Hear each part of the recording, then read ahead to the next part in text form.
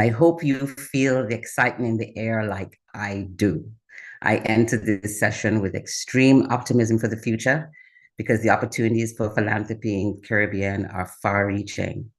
I heard this week, and we'll discuss our reflections of the week together at the end of this session, the resounding theme that we can build a strong Caribbean together when we are united by common goals for a sustainable Caribbean. I also know that our future is very bright when we invest in our youth and our young emerging leaders of the future. I imagine a Caribbean where young leaders are empowered to create sustainable solutions to pressing solutions to social issues, where their innovative ideas are nurtured and where philanthropy becomes a force for positive change on a community level in our schools and diverse learning institutions. And this is the vision that we can achieve by supporting our young emerging leaders. Our Vice Chair, Caribbean Philanthropic Alliance, shared with us this in the beginning of our sessions, the beginning of the week, that philanthropy is love of humankind and the demonstration of that love. Many of you are here today, and you are the lifeblood of our philanthropic communities. You bring fresh perspectives, boundless energy, and a deep understanding of the challenges and opportunities facing our region. By investing in you, your growth and development, and fostering knowledge sharing, we're not just shaping the future of philanthropy, we're shaping the future of the Caribbean. So today we will hear from our young emerging leaders who not only dream big or think boldly, they lead with compassion. And we at Careful Alliance invite our young emerging leaders to join our vibrant communities of practice in philanthropy.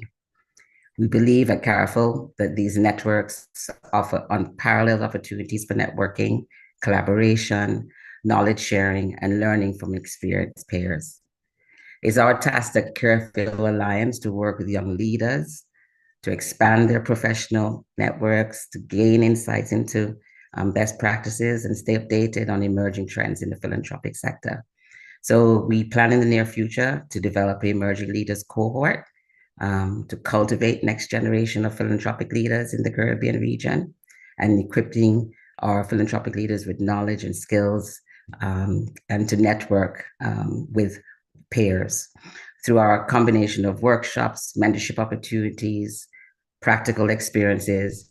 Youth and the emerging leaders will gain insight into the understanding of strategic grant making practices, capacity building techniques, fundraising, leadership development, and many more. This session, youth-led philanthropy session, will focus on communities of practice in philanthropy, successful fundraising campaigns, stories on how to build relationships, value of knowledge sharing, and effective communication within the philanthropic community. So it's an exciting session, and we'll be led by two esteemed philanthropic leaders who have been with the Caribbean Philanthropics from the very beginning, since 2019, Jamila Falak and Sean McCoon. Many of you know both of them very, very well. For those who do not know them, I'm going to share their prolific and wonderful biography. Jamila Falak, she's a musician, she's a creative entrepreneur, she's a photojournalist, and she's also the regional youth leader of the Caribbean Philanthropic Alliance. Jamila is a Jamaican musician, creative entrepreneur, an activist. She has launched many different songs as a Jamaican-only female singing upright basis, meaning that it's hard for her not to stand out. She's no stranger to the music industry. Jamila has worked with the likes of Shaggy, Mikey Bennett, Mystic Revolution of Rastafari. She's a recipient of Prime Minister National Youth Awards for Excellence in 2019 for Arts and Culture, nominee at the Governor's General Achievement Awards 2023. She's made a solo debut in January 2019, releasing her first single, Lady, produced by her mentor, second father, legendary Jamaican songwriter Mikey Bennett.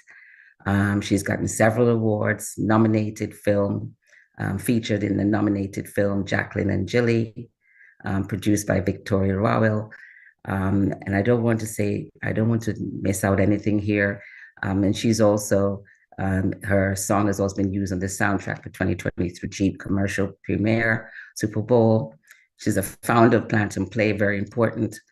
She's also a current regional youth leader and the lead for the Philanthropic Youth Hub here at Caribbean Philanthropic Alliance. So her efforts locally are well renowned, and she recently just received an award, a Forest Heroes Award 2022. Sean McCoon, and I want to just say that she's a rising star here at Caribbean Philanthropic Alliance and across the Caribbean.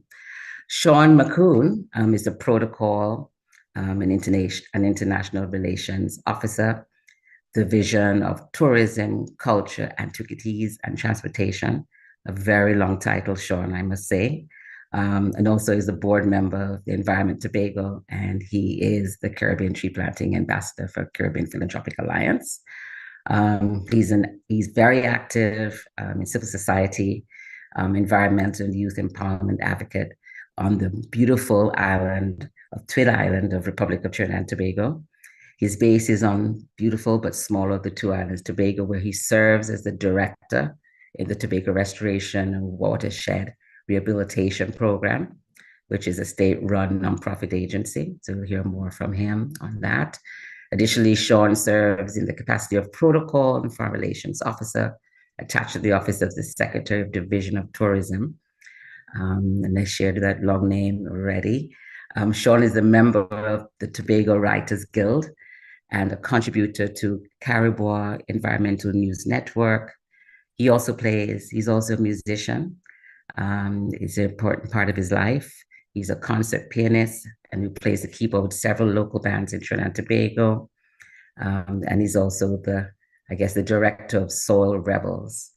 And is also the inventor and pioneer of soca music, which includes the legendary Sheldon Blackman, son of the late great Ras Shorty, the inventor and pioneer of soca music. Sean also enjoys volunteerism and was registered as the first United Nations voluntary on the introduction of the program in Trinidad and Tobago to the United Nations Development Program. So I'm going to ask both of you to come to the stage and lead us through this exciting conversation. Thank you both very, very much. Wow, thank you so much. Yeah. I can't believe we're at the end of Philanthropy in Action Week. Yeah. And I would say we're ending pretty strong. We're ending with the future, right? Because the youths are the future. And so it's an honor and a privilege to be a part of the team. I want to take this opportunity to thank everybody for being here with us and seeing us through. This is our third year doing this, our second year. And truthfully, it takes a village, not only to raise a child, but it takes a team to see these things through. So I thank everybody involved. Thank you for your leadership. Thank you for your leadership. Indeed. Good morning, everybody. It is indeed a pleasure to be here among such great people and to be part of such a great initiative. This week has been wonderful. I think we have so much to share across the region. And this initiative such as these really, really contribute to our push towards regional integration and to having a united front as a region towards philanthropy and also many other topics that we hold near and dear to our hearts. So it really is indeed a heartwarming experience, and I'm greatly humbled to be in the presence of my fellow moderator, Ms. Falak, Jamila. It's always a pleasure. Likewise, my brother. Thank you. And so we're going to go right into it. I want to take the opportunity again to welcome everybody to the Youth Hub meeting. Today's Youth Hub meeting is, we hold Youth Hub meetings every last Saturday per month. And it so happens that it aligned within Philanthropy in Action Week this year. And so this isn't any regular youth hub meeting. We have a diverse range of panelists from across the Caribbean who are pioneering youths within the philanthropic space. And I just want to take the opportunity to thank each and every one of them for answering the call to be on this panel today. As we've already established, I am Jamila Falak, the Regional Youth Leader here at the Caribbean Philanthropic Alliance, and I'm thrilled to be co-moderating with none other than Sean Macoon, my fellow brethren and team member at the Carifil Alliance. And so today's theme and session is called The Power of Dynamic Youth Leadership Within Philanthropy. Communities of practice, experience, and also a reflection of the Philanthropy in Action Week. This week has been a testament to the strength and creativity of Caribbean youth and its vitality for us to continue highlighting, empowering, and advancing the incredible work led by young people across our region. For the Caribbean Philanthropic Alliance and for myself, and I'm sure many of us here can attest, investing in the youth-led philanthropy aspects is essential. It allows us to elevate diverse voices, foster innovation, and build sustainable solutions. Today's session is all about engaging with our vibrant communities of practice, which connect us to networking opportunities, collaboration, knowledge sharing within philanthropy.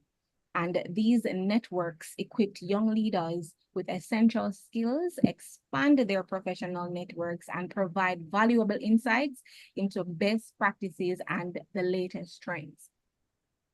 Our esteemed panelists will share some key areas, including building and leveraging communities of practice within philanthropy, insights from successful fundraising campaigns that they've led or been a part of for disaster relief efforts, for example, Hurricane Maria or thereof, or recent Hurricane Beryl, etc. Strategies for relationship building with funders, the incredible value of knowledge sharing, peer sharing, and mentorship in strengthening youth leadership, executive communication with the philanthropic community.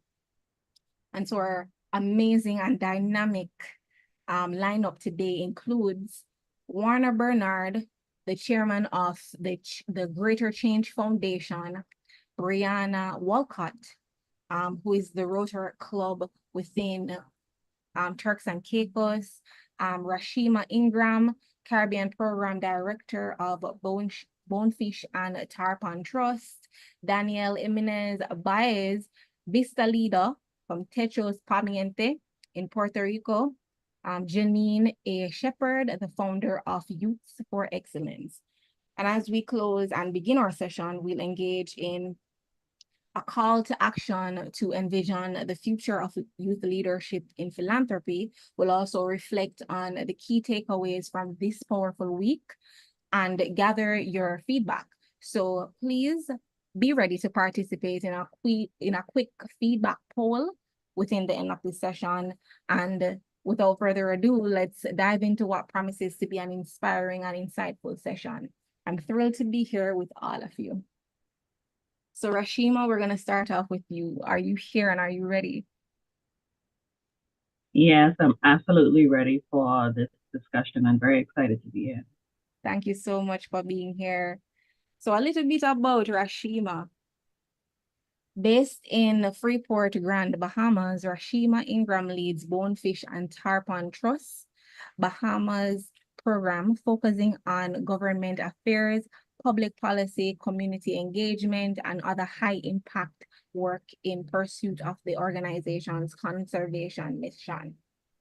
Beyond the Bahamas, she will be an integral part of BTT's regional team working in Belize, Mexico, and other Caribbean nations. Rashima served for eight years as executive director of Waterkeepers Bahamas, where she distinguished herself as an executive leader, accomplished conservation advocate, incisive communicator, educator, and community organization. During her tenure, she co-founded the coalition Or Islands, Or Future to oppose oil exploration in the Bahamas, developed new youth education programs, and played a pivotal role in establishing the Bahama Mangrove Alliance, a multi-organizational effort to restore mangroves in the aftermath of Hurricane Dorian. A graduate of the University of the Bahamas, Ingram was previously selected by the International Waterkeepers Alliance as one of the top 20 global waterkeeper warriors and named to the list of 40 under 40 most successful and influential professionals in the Bahamas. A frequent and passionate keynote speaker and expert panelist at international conferences, she was a presenter at COP28 in Expo City, Dubai, United Arab Emirates, and a moderator representing the Bahamas perspective at a professional sponsored by Clinton Global Initiative and highlighting the role of women in climate leadership across the Caribbean. Whoa. Welcome, Rashima, and thank you so much for being here. Thank you. So I am excited to talk about a project in particular that we've been working on in the Bahamas. I am just going to share my screen and just let me know if you're able to see that. Yes, we can see it. Wonderful. Great. And so one of the things that we realized in the Bahamas recently is the fact that we need to collaborate a lot more.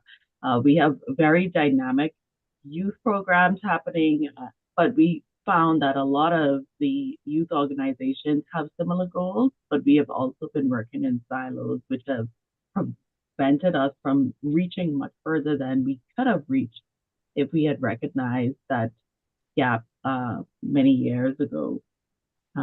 So I'll talk a little bit about the Bahamas Mangrove Alliance and where we started and where we hope to go, and how the youth involvement in this initiative has really helped to set us forward. One of the things we realize in our country is that mangroves are very vital to our way of life. It's a part of our culture.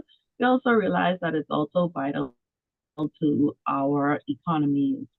We are an ocean nation. We have islands that make up about 5% of our area or our jurisdiction, and then 95% of that really make up our the oceans that make up the rest of our jurisdiction. And around most of the islands are these beautiful ecosystems or habitats known as mangroves. So when you're thinking about the biodiversity of the habitat, you're looking at marine life, you're looking at avian life, you're also looking at how people are influenced by or protected by these systems as well. We eat a lot of seafood. So when we're thinking about our grouper or snapper or lobster, we know that a lot of that is found there. And I know that I'm speaking to the choir, but we realize even during storms, the fact that our water quality changes and that our mangroves work a lot to improve that water quality. I am a descendant of many fishermen. I have my grandfather, his brothers and sisters, close cousins who have all found tranquil peace and opportunity from the mangroves and their livelihoods as well. But my children and my nieces and nephews also have found passion by kayaking through the mangroves, listening to the sounds of the birds and the other species that are found there. So many other Bahamians and visitors who come, like many of the other Caribbean countries, use the mangroves as a recreational tool as well. However, we've been faced with many storms, particularly on Grand Bahama and Abaco, where these storms have completely decimated our mangrove ecosystem. Hurricane Dorian having a huge impact on the mangroves, where we have seen from rapid assessments after Dorian that 70% of the mangroves on Abaco and Grand Bahama were impacted.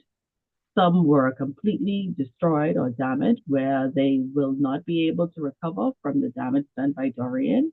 And then there were others who have, over the time, survived the impact of those storms and are now becoming uh, survivors of our restoration project. So after Dorian, this is what it looked like. You can see the tall stands of dead mangroves. You can see the community of volunteers out there planting seeds right along the, if I can share, yeah, right along this area here. We have many of the mangroves that we would have had in our nurseries that we are planting out on this particular day, that you see those volunteers out there. But amongst that, you can definitely see much of the dead mangroves around there.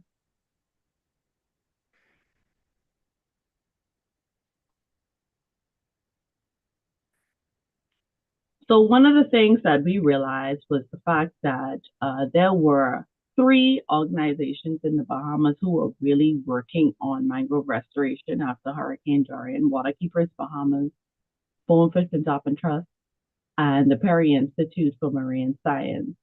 And so while one of the groups was looking at damage assessment, putting together a report card and mapping, 2 of the organizations were working on seed collection and nursery operations in order to have a vital source of inventory to be able to go out and plant. And 2 of the organizations were really on the ground looking at educational opportunities to make the community more aware. Because we also found that prior to this huge restoration project that was happening, a lot of development was happening around mangroves, and a lot of the population was unaware of the importance of the mangroves to our livelihoods as well as protection. Because a lot of people, when we went out and did assessments, really saw them as just weeds or larger weeds, not having the opportunity to actually go out and really experience the life of our mangroves ecosystem. So what we decided to do was find ways of incorporating young people into our program. And one way of doing that was definitely going into the schools and talking to science teachers and guidance counselors, principals, about how is it that we can get students more involved in these programs, because we already have a generation of people who saw this as something that just there and just existed and didn't understand the value or the importance. But we wanted to move to a younger generation of people who were more active, who were willing to learn and be more engaged in what it is that the mangroves had to offer.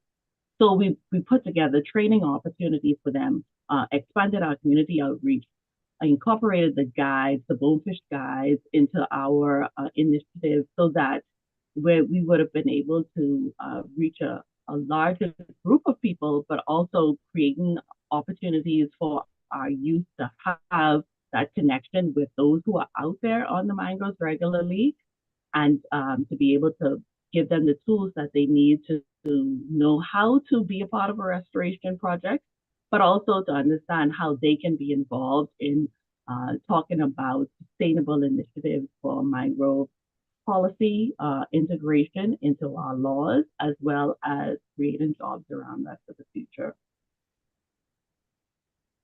So one of the things that we really looked at was the community involvement that I talked about earlier. But not only that, how does that involvement look in a long-term scenario? So not only looking at let's just go there and plant a few mangroves and see whether or not we'd be able to have an impact, but how do we build that where we're scaling up our restoration efforts? And so initially we looked at planting 100,000 mangroves. And from the 3 organizations that started the Bahamas Mangrove Alliance, it was difficult trying to figure out how to be able to go about doing that at first.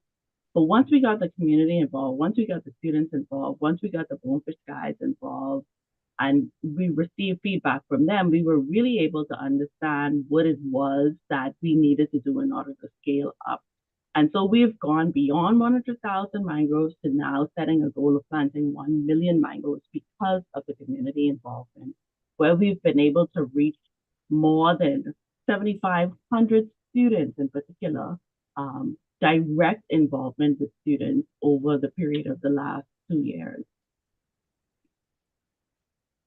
We looked at how we can shape regulations, how we can talk about the legal planning and policy development of mangroves.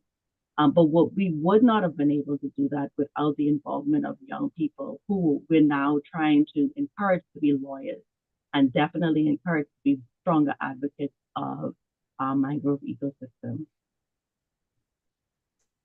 So integrating students with grassroots people, like we said, the Bonefish Guides, those who live directly on those coastlines, was so important for us to be able to build that relationship and then be able to share that news with the media, letting them know that we have found ways of taking pockets of our population and integrating them into a larger mangrove restoration project. And so our voices were heard because people like to see young people, because looking at young people in action says that the future is bright because we have younger people who are the voice of and creating a solution to a problem. And it gives us hope because we're not only looking at older people or people who have been in the industry much longer, but we have younger people who are now saying that we want to be involved in this. We want to be the ones who are there when the 1 million mangrove is planted. We want to be there when the policy is being developed. We want to be the ones telling that story.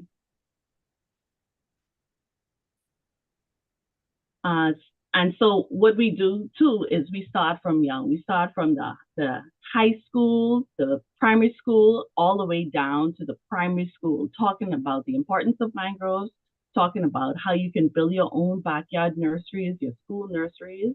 And so we have over 15 nurseries in schools around the Bahamas, involving young people who want to be passionate about restoration and helping us to reach that 1 million mangroves. I know my time is up, but this is just a snippet of our mangrove restoration work involving young people, and I'll be here for any questions or answers that may come at the end. Thanks, Jamila.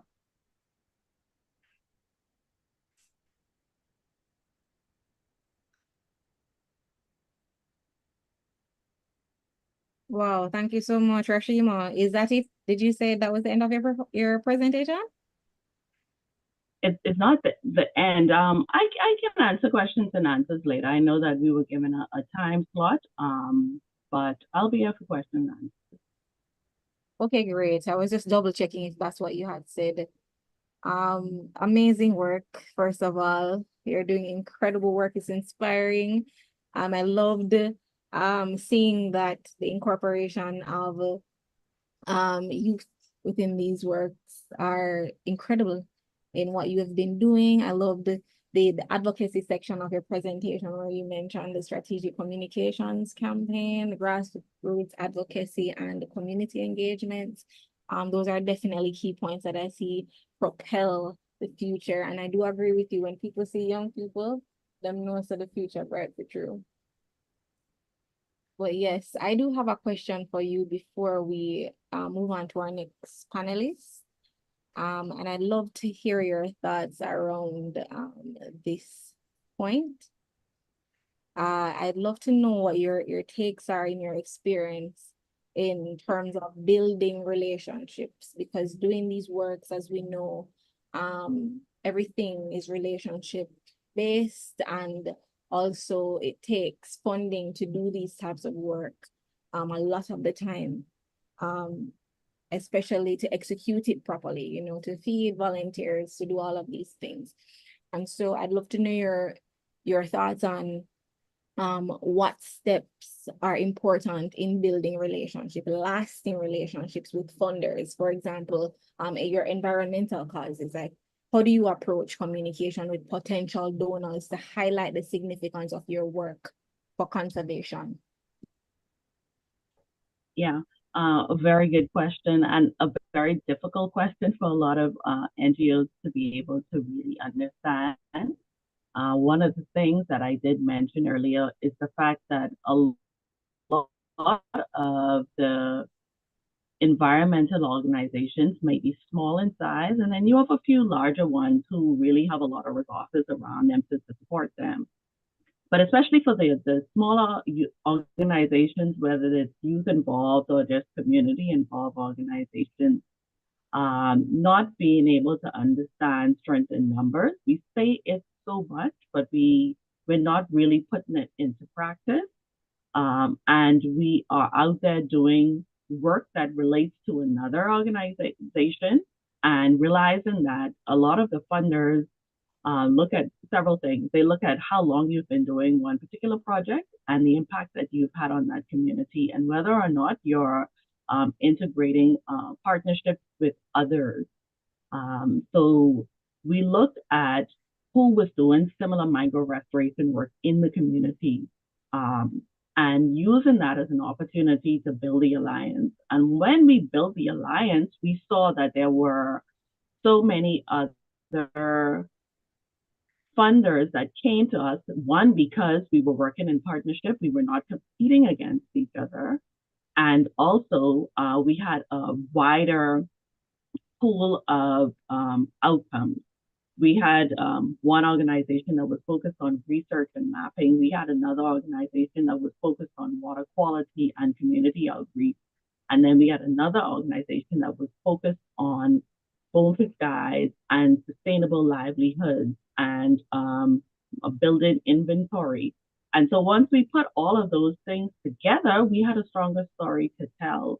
And that's one of the things that I would encourage small organizations to always do, to look at building those relationships with each other in order to propel your story and give you more opportunity for fundraising opportunities.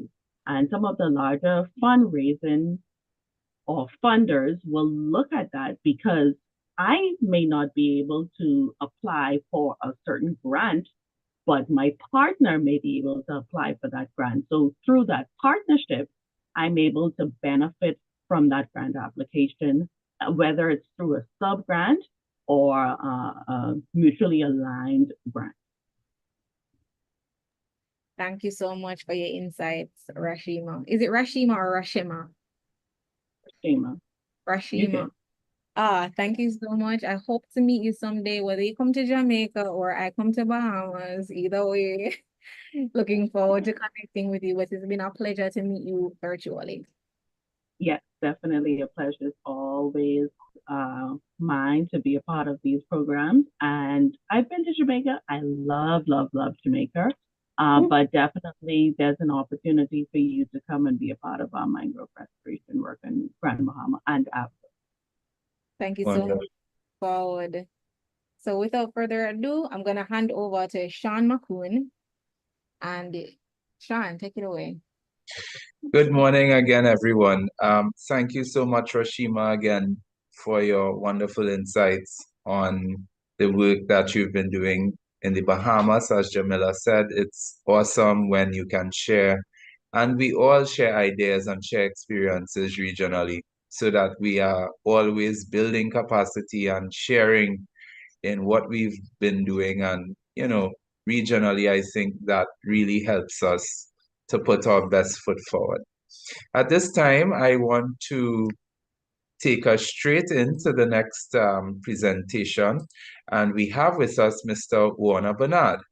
And a little bit about Mr. Bernard. Mr. Bernard, good morning. Before I go in, Mr. Bernard, good morning. It's a pleasure to have you here with us, joining us from the Greater Change Foundation. So I want to just tell us a little bit about Mr. Bernard. Mr. Bernard is a passionate 23-year-old Jamaican philanthropist committed to uplifting marginalized communities.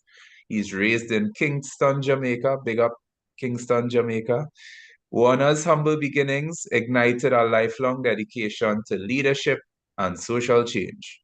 With a rich background in philanthropy, customer service, criminal investigation, records management, banking and finance, administration, human resources, document preparation, public speaking, marketing, and promotions. Warner has owned a diverse skill set through his experiences in both public and private sectors. His multifaceted expertise has positioned him as a prominent leader in community service and development. In addition to his professional accomplishments, Warner is a gifted steel panist. Wonderful, another musician in the house.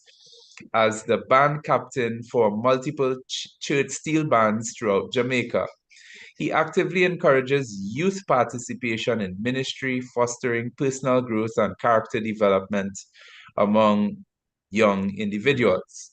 Warner is also deeply committed to supporting the elderly, making weekly visits to provide companionship, Bible study, board games, and assistance with gardening, offering vital connection and care to those in need. He is recognized as one of the youngest philanthropists across the Caribbean. So hats off to you for that, Mr. Warner. Warner founded the Greater Change Foundation in 2020 and was appointed chairman of the board in October 2022 after the organization gained official registration. Under his leadership, the foundation implements a diverse array of initiatives designed to create meaningful change in marginalized communities, with a focus on sustenance, mentorship, nurturing, and environmental conversation. In just 4 years, the Greater Change Foundation has positively impacted over 5,000 lives across Jamaica, supported by more than 100 corporate sponsors and 5 local and international partners dedicated to fostering global change. Outside of his philanthropic endeavors, Warner enjoys exploring culinary delights and creating memorable experience. Welcome, Mr. Bernard, to this forum here today. It is indeed a pleasure to have you. Thank you, And Sean. Thank you so much. Indeed, indeed. Right. And before you go on, I know that you said you're a musician as well, and you play the steel pan, which is actually the national Instrument of instrument Trinidad. of. That's right. So I'm so happy to see that we're all integrating, and you know, this cross-cultural synergy and partnership is always a wonderful thing. So in terms of fundraising efforts and disaster relief mobilization, Mr. Bernard, right? Could you share some of your lessons from your fundraising efforts, particularly regarding disaster relief in the Caribbean, and what sort of best practices have emerged in this? All right, thank you so much, Sean, for that wonderful introduction. Good morning, everybody, and of course, my team should be in the chat sending out them emojis. You got Greater Change Foundation team, and of course, Sean, in regards to getting fundraising, it's a lot. You know, a lot of people are very, very shocked that somebody young like me can do such great work. It's not hard, but it takes a lot of work, right? You know, the tenacity, stick-to-itiveness, and of course, patience, and of course, patient with yourself, what actually you need to do great things, right? You see that Hurricane Beryl came out of the blue, the first hurricane in the tropical Atlantic, in the Atlantic area that formed to a category 5 before making landfall, has really damaged major parts of the Caribbean, especially here in Jamaica. We are grateful here in Jamaica that not all of Jamaica was damaged, but there was a significant. There's some parts of Jamaica along the southern, southern coast of the island that has been significantly impacted. And just after that, you know, I've been getting I get phone calls from different here and there. Do you have any more donations? Do you have any sponsors that you can put us on to, right? So it's overwhelming, but it's good at the same time because you're serving marginalized community in many ways, right? So so let me just give a quick introduction of the Greater Change Foundation. I'm going to do best I can share my screen. Yes. All right, just let me know if anybody can see my screen. If anybody not see my screen, okay. All right.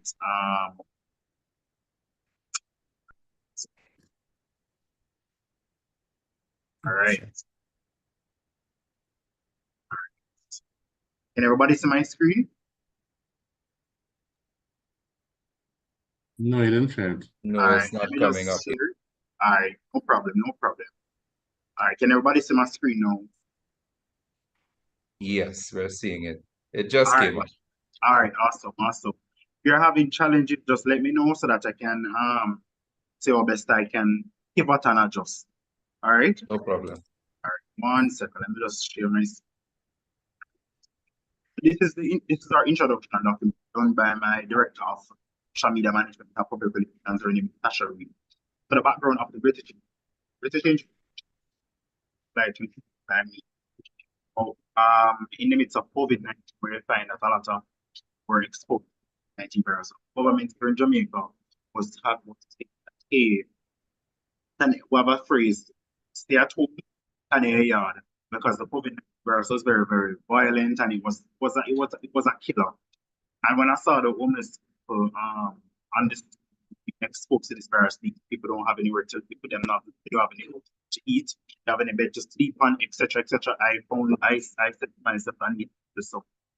Because if the government is not doing anything about it, or if the government or any other private sectors are not doing anything about it, I want to do something about it. Right? And that is where I got the start of started eating homeless and over 250 by myself in the midst of COVID-19. People are on the street. I don't even know if them on the virus or not. Fed them and then okay, I said to myself, okay, I wonder if I can start a group that is passionate to give it back to the people who actually are in need. Because what I also want to bring is to bring awareness to the society, especially our young people, to appreciate life as it is and not waste resources as time. And then 4 years later, we're here. We have impacted over 5,000 lives. We have over 25 team members, and our mission is to significantly influence the life of individuals in marginalized communities, primary goals of environment protection, advancing young people's character development, and bettering the lives of support.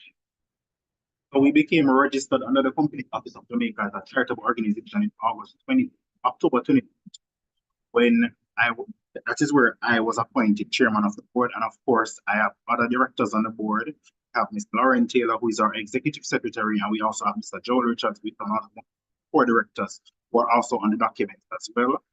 Got our first bank account open with VM Group. VM Group has been our VM Foundation, the Victoria Mutual Foundation has been our sponsor from the jump. They have assisted us in opening an account, and when we had our initiative in 2022, giving back to some children, orphans, and of course, giving back to homeless people, they provide funding for that. So, we fed a number of homeless people December 2021 as well, just for Christmas, right? So our mission statement is by demonstrating love, respect, and humanity to significantly influence the lives of people from marginalized. All right. Just before you continue, Mr. Bernard. Sure. Right. So we're having a little bit of difficulty with the reception in some shape or form. Okay. So while you present your on-screen presentation, could you just switch your camera off until you're finished with the presentation? Okay, no problem. Wonderful. Camera off? Yes, good. Okay, proceed. Awesome. Can I proceed? Yes, indeed. Go ahead. Okay, no problem. But everybody can see my screen, right? Yes. Awesome. So moving on to our vision statement, where it says every individual has the chance to live up to their full potential, engage in all aspects of life, and make a difference. With the vision statement, I want to provide a space where vision is important. We want to include everybody in different spaces, because I want to break the barrier of only friends can be in this space. No. I want to include everybody in this space. There are also humans like myself, and we must bring back some level of humanity. I don't know where the society has changed and gone into a direction where with regard to humanity. And I will advocate on behalf of the marginalized to ensure that they are included in different spaces to make a change, of course, with themselves, and of course, to make a difference to others as well, right? And then we move on to our core values. Our compassion, respect, accountability, integrity, flexibility, collaboration, innovation, and service. So those are our core values. And then on to our organization structure, where we have chairman who's head of the organization, accompanied by deputy chairman, the executive secretary, and we also have the executive director. And then you have other directors that fall under these. So each director on the board carries a significant role. So we have a director for social media management and public relations. We have a director for legal affairs. We have a director for marketing. We have a director for sponsorship management. We have a director for fundraising. We have a director for finance. We also have a director for procurement, director for outreach, director for communications and public affairs, director for volunteer management, and of course, director for events and logistics management. There's a properly structured organization, and each director has an executive assistant, and then the volunteers is persons who are doing the community service or who just want to spend the volunteer time within the organization that can just come and say, okay, I will come and volunteer my time. So this is the organization. And then when I was feeding the homeless people in Christmas, December 2021, support of Honey Bun Bakery and Yummy Bakery, and of course, Price Smart sponsored us some water. And of course, as you can see, lovely pastries and cakes and breads and buns on this, where I was able to the homeless people. And of course, I got assistance from a couple of friends, neighbor, and of course, members of the Jamaica Constabulary Force, which is our police team here in Jamaica that came and supervised different events. All right. So as you can see, on December 91, the team fed over 250 homeless within the Kingston metropolitan area with the generous sponsorship of Honey Bun and Yum. And this was our next feeding the homeless in the midst of the COVID-19 August 2020, right? So we got assistance again from Honey Bun Bakery and of course, and we got different persons to come on board back to homeless people. And so this is called our Emancipation Convention for the Homeless on August 7, 2020, commemorating Jamaica's 60th anniversary of generous support, of course, of Honey Bun and Yummy Bakery, and of course, the Jamaica Constabulary Force as well. We had over 300 people on that day. And this is also our beach cleanup where we clean our Palisados, the beach along coast near to the Norman Manley International Airport. Fly to Jamaica, or those within the Caribbean will know the Norman Manley International Airport is the only airport that is located in Kingston, and of course, Donald Sams, the international airport, which is located as well.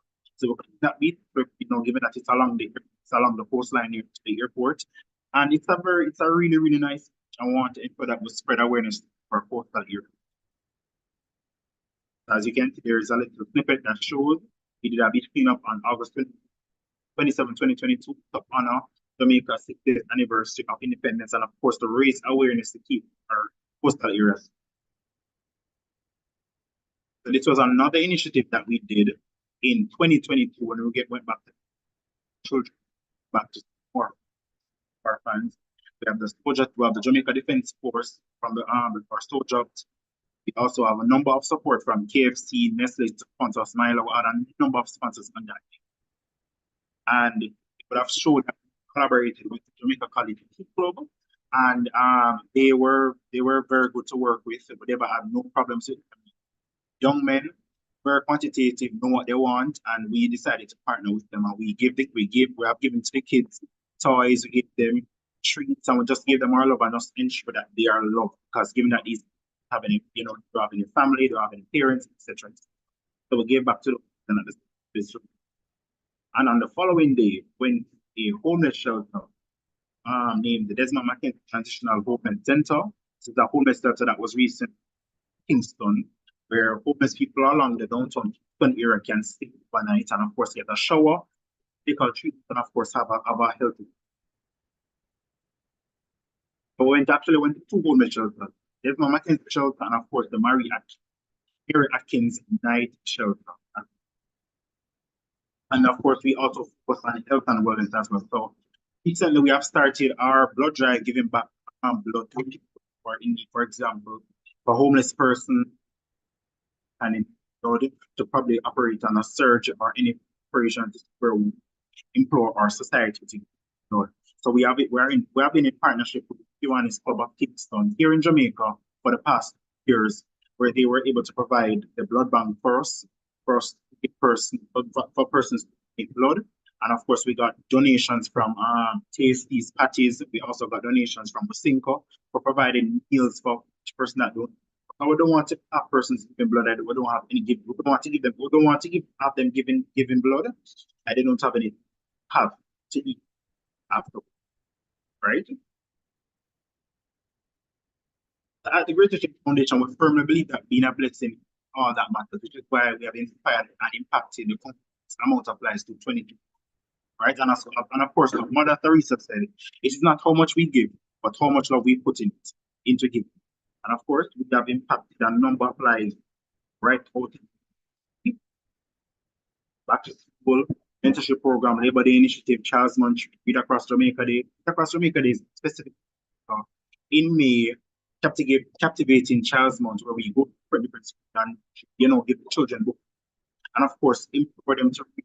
And of course, the importance of reading as well, because we don't want the kids to be on their phones all the time, because we see that social media have a lot of content. They don't want the children to be exposed to certain content. Bring back certain worlds where students can take up a book and read in their time and learn, because learning comes with a lot of learning. In conclusion, British Change Foundation is right across not only Jamaica, but across the globe, to give back in a variety of ways, that through monetary or in kind, because we are aware of the numerous challenges that society faces. And we want to change about greater change so that we can continue to live in Jamaica and, of course, the Caribbean, where, especially in Jamaica, the land we love, and to continue to be a place where people can do business, raise family, and live. So this is the end of our introduction document, and I'm going to share, some other snippets and pictures of what we are doing as a team. All right? Wonderful. Right. That was really, really an exciting and enlightening presentation, Warner. I really, really appreciate the fact that here in the Caribbean, we have so many young leaders emerging across different islands that are doing great work.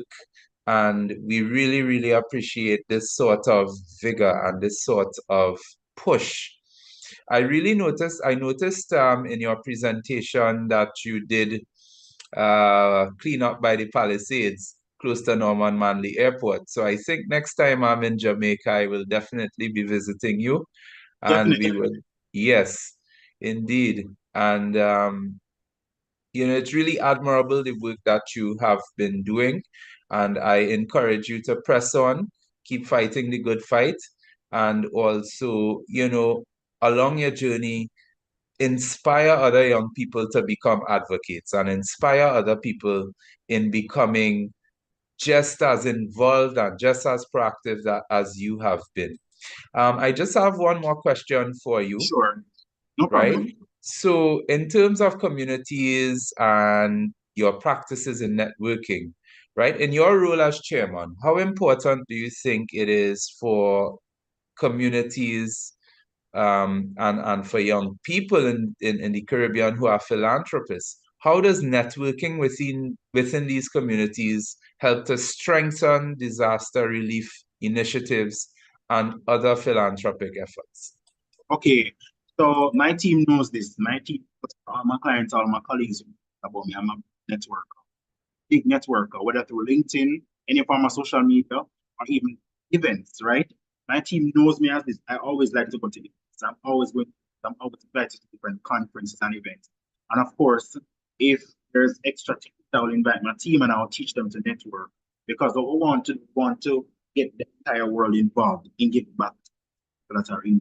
And of course, as you can see, Hurricane Beryl has really caused a lot of damage in the Caribbean. And as you can see, these are some children that were affected by the hurricane in July. And these kids lost everything. When I said they lost everything, they lost everything. And at the time, I was doing an internship with BM Foundation, one of our sponsors as well. Kids lost everything, right? And networking is actually the way to go. You network with different corporate companies, get them involved. Of course, persuade them, convince them to support. You know, when I was putting on my back to school initiative, all of my sponsors, my donors, and my partners that have reached out for assistance, I asked them the question: you have children? And some of them will tell me yes. And I said, okay, how would you feel if you know that your children in a state like this? Some of them get quiet, some of them say, okay, the perspective for them, persuade to give more. Because at the end of the day, they want, especially children, these kids are our future, right? And we want to ensure that these kids are on the right path so that, you know, society don't snatch them or anybody just snatch them and, you know, them get encouraged because they don't have what they want and all of that. So it's all about having something to show whenever you're networking. Have something to present to who you're networking. Show them why you want to network with The them. tangible evidence as to And, the work that you're and doing. also the objectives as well. The objectives as well. Let them know why I want to connect with them. What is it that I want you to that to have resources that you know I can ask for assistance to assist, or is there a partnership that you want to do, or can I get you involved in my charity? These are that object that the questions you have to ask yourself sometimes whenever you're doing working and all of that. And given that I try to connect with different individuals across the corporate space here in Jamaica and of course Central America. It's not easy sometimes because you're dealing with different person, different things. Some might say that you're fine. Some people might say, okay, we want to come on board. Some people you definitely have to try your best to find that strategy in order to persuade them to support, right? So it comes with the pro, it comes with its and cons, but mostly pros.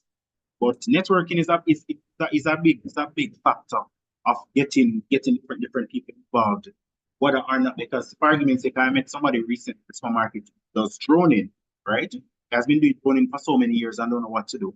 And I said, hey, I want you to come to one of my initiatives. And if you want to come and fly your drone, of course, capturing everything that is at the event, that would be very, very good. And of course, if sponsors and other clients or other donors see that, they can say, okay, this person this person.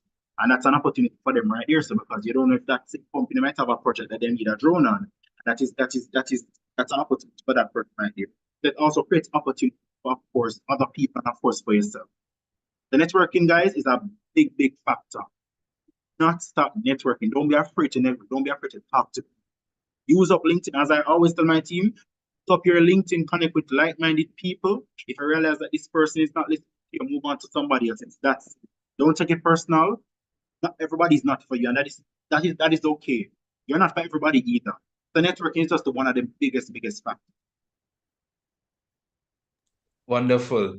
And again, it is really admirable at your age, the kind of work that you have been doing and the kind of output. And I can just imagine the type of interest and the type of buy-in that you would be getting island-wide, because Jamaica being one of the bigger islands in the region, it sometimes your commute takes a lot of time. Communications, would take some time to tie up all the loose ends. So it's really admirable what you're doing in such a space like Jamaica, which is dynamic with many different demographics and many different people. It's really admirable what you're doing. And I want to thank you for joining us today, Wana. And it is really great the work that you're doing. So thank you once again for your presentation and for you taking the time to share with us and share with our regional partners all of the great work that you've been doing. And trust me, I'll be visiting you real soon. Thank you so much. Thank you so much. Thank you so much. Jamila, I'll be taking you up on that as well. So we need to make contact with Bernard. Definitely. And if anybody have any questions, please feel free to reach out to me on LinkedIn. I'm on LinkedIn. I'm always online. If you have any questions in the chat, please feel free to ask me questions. And if you want to take my WhatsApp, I'll definitely share it in the chat and we can have a conversation from there. But thank you so much again, Sean, everybody. Wonderful. Thank you so much once again for this wonderful opportunity. And I want to just also thanks Jamila as well. She actually reached out to me the opportunity when I had a lot going on, I had a lot of conferences during that time and all of that. But I also want to say thanks to everybody who have allowed me to be a part of this platform. Thank you Great. so much, Warner. Blessings, everybody. Blessings. It's such an amazing opportunity to see the connection come to fruition. I mean, yes, as you mentioned, you use up your LinkedIn, and it's very commendable to see that that's how we connected, and know this opportunity is here before us, so you can share with us. And yeah, I used to play in the steel orchestra too at church. Just wanted to pop that out. Yes, thank you. Thank you so much. Thank you Yes, so much. thank you. All All right, right. Blessings, everybody. Thanks much. yes, great. Moving on, we have Brianna Walcott. Are you here? Yes, I am here.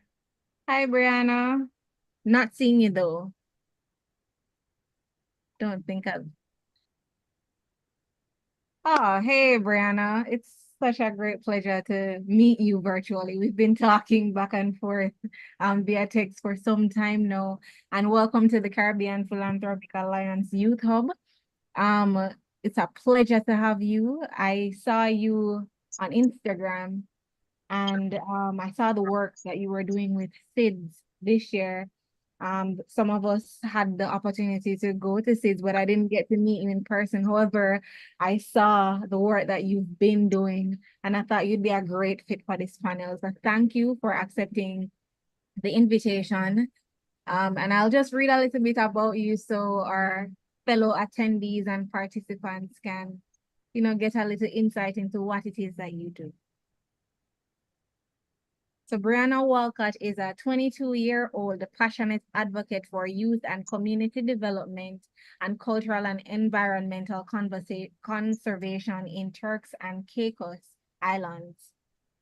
Currently serving as a youth officer with the Department of Youth Affairs under the Turks and Caicos Islands government, she works closely with young people to promote leadership, education, and community building initiatives.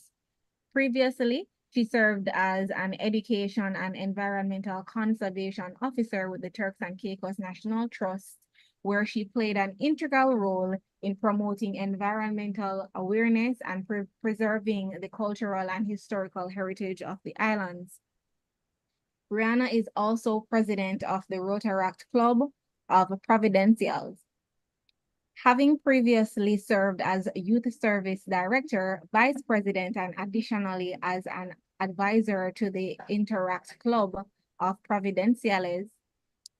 Through her involvement in Rotaract, she spreads and spearheads various initiatives centered around education, literacy, peace building, and youth empowerment, while also promoting strategic partnerships that advance community development.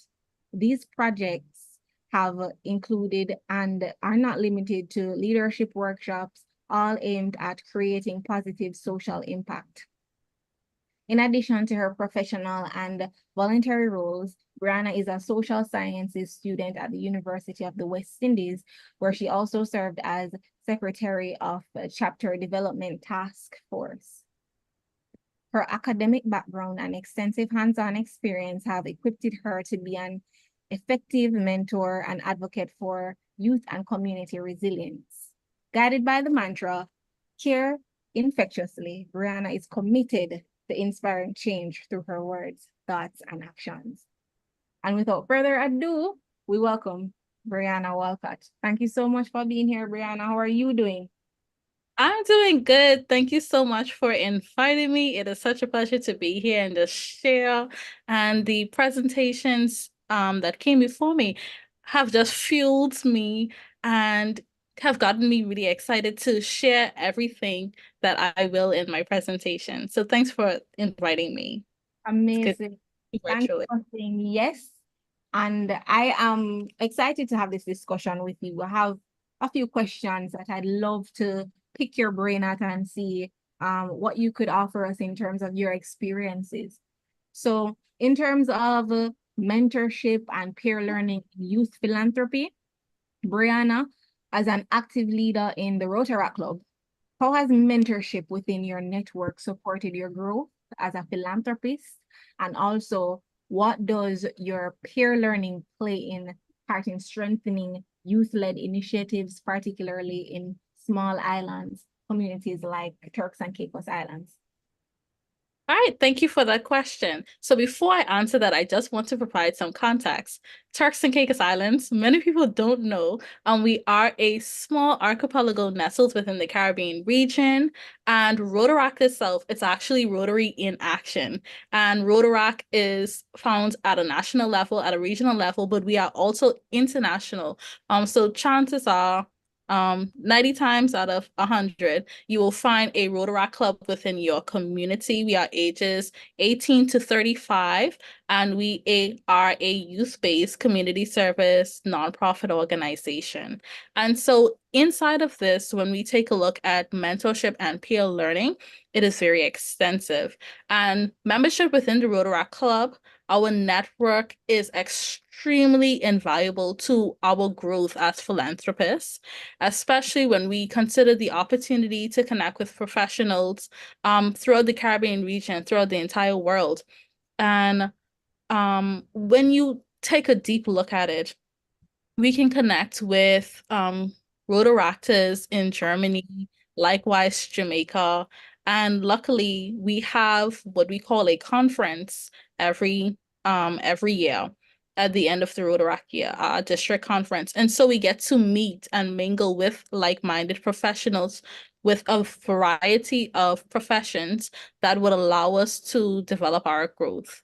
And so when you consider being a part of this network, it allows you to engage with persons who not only aim to make a difference at a local level, but also want to work on initiatives with a regional and international reach. So the exposure then broadens your perspective on what is possible in philanthropy, and it teaches you how impactful a united network can actually be, because now you are not only limited to the resources that you have locally, but now regionally and internationally. And so through mentorship, you can gain insights into strategic thinking, sustainable project development, and you have that cross-border collaboration. And so when we actually look at the overall scope, when you learn from these mentors who have dedicated themselves with so many values and goals, you get to go beyond the immediate needs and then consider the long-term community development. And especially as small island developing states, that is one of the most important things that we have to look at, sustainability of these projects. And so the guidance and support that you get from those mentorship groups are extremely instrumental. And for me personally, it has been extremely instrumental in my growth. I would have started out in the Interact Club. So that is like the Junior Rotaract Club. It's ages 12 to 18. And so I would have started off from there. So I had this yearning to do something more in my community. So my friend and I in high school, we decided one day, hey, we want to do more in our community. We're young, but we want to do more in our community. How can we start off? And with having one mentor, it allowed us to gain a network at such a young age. We're only 15 at such a young age to now begin to do things in our community. And I remember at that time, it would have been one of the devastating hurricanes within the region that we would have started to put those things together. And it allowed us to then develop as leaders from a young age and also be able to make a meaningful impact within our community. And so as we got older, we looked at these values, we developed ourselves as professionals, and we continued to make a positive impact within our community. And this now goes back into the peer learning. Peer learning plays a pivotal role in strengthening youth-led initiatives, especially in small island communities like the Turks and Caicos Islands.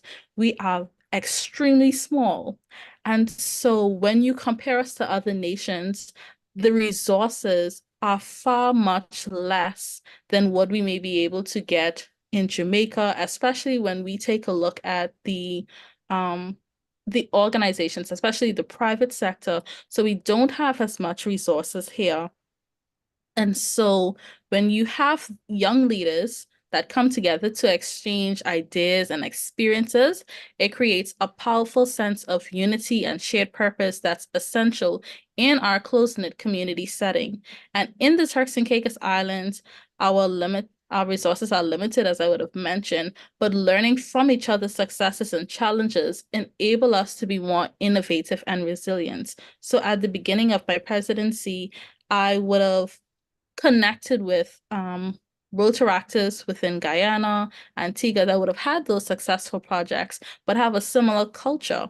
And so learning from them and taking from them what worked, what didn't work, what were the challenges, and kind of getting that insight allow me to now navigate and work with the professionals within our network to say, this is how we can leverage this. This is the changes that we can make. We can work with this. And so peer learning allows us to pool our unique skills and perspectives, which strengthens our approaches to community projects. For instance, we're organizing or addressing our social issues, and we may have those different perspectives. We would have recognized throughout all community service projects that we execute, we would recognize the issue within our community. We may have different perspectives. We come from different cultural backgrounds. We have very different social statuses. So someone else may see something that we're not exactly seeing at the time. And so by brainstorming and putting our ideas together, and especially when we look at the skills, we can do so much more in our community. I love the dynamic of our organization. I know that Warner would have alluded to it earlier, the breakdown of the organization. We have a treasurer, secretary, community service director, international service director, youth director, and the list goes on and on and on. And this group of persons have very different skill sets. I'm not able to, even as president, I'm not able to fully execute those different roles. I need a team. I need a group of a diverse set of skill sets. And so that is the only way that I can now be a better leader, by ensuring that I have a group of individuals who are committed. We have a shared goal, and we can say, this is how I can learn from this. This is how this should be implemented. And through peer learning, we can cultivate a network of support and encouragement that empowers us to lead confidently. It reinforces that idea that young people have the capability and responsibility to shape the future of our communities. And I think that is an idea or a goal that is very prominent within our community as Rotaractors. Peer learning is truly powerful, especially in close-knit communities. And when you have that sense of unity and shared purpose, you're unstoppable. And especially when you take a look at youth-led initiatives, peer learning fuels that creativity and resilience, and it makes you learn for more. And I think that one of the most powerful groups that you can find is a youth-led group that is fueled with fire and passion, that has their mind towards something.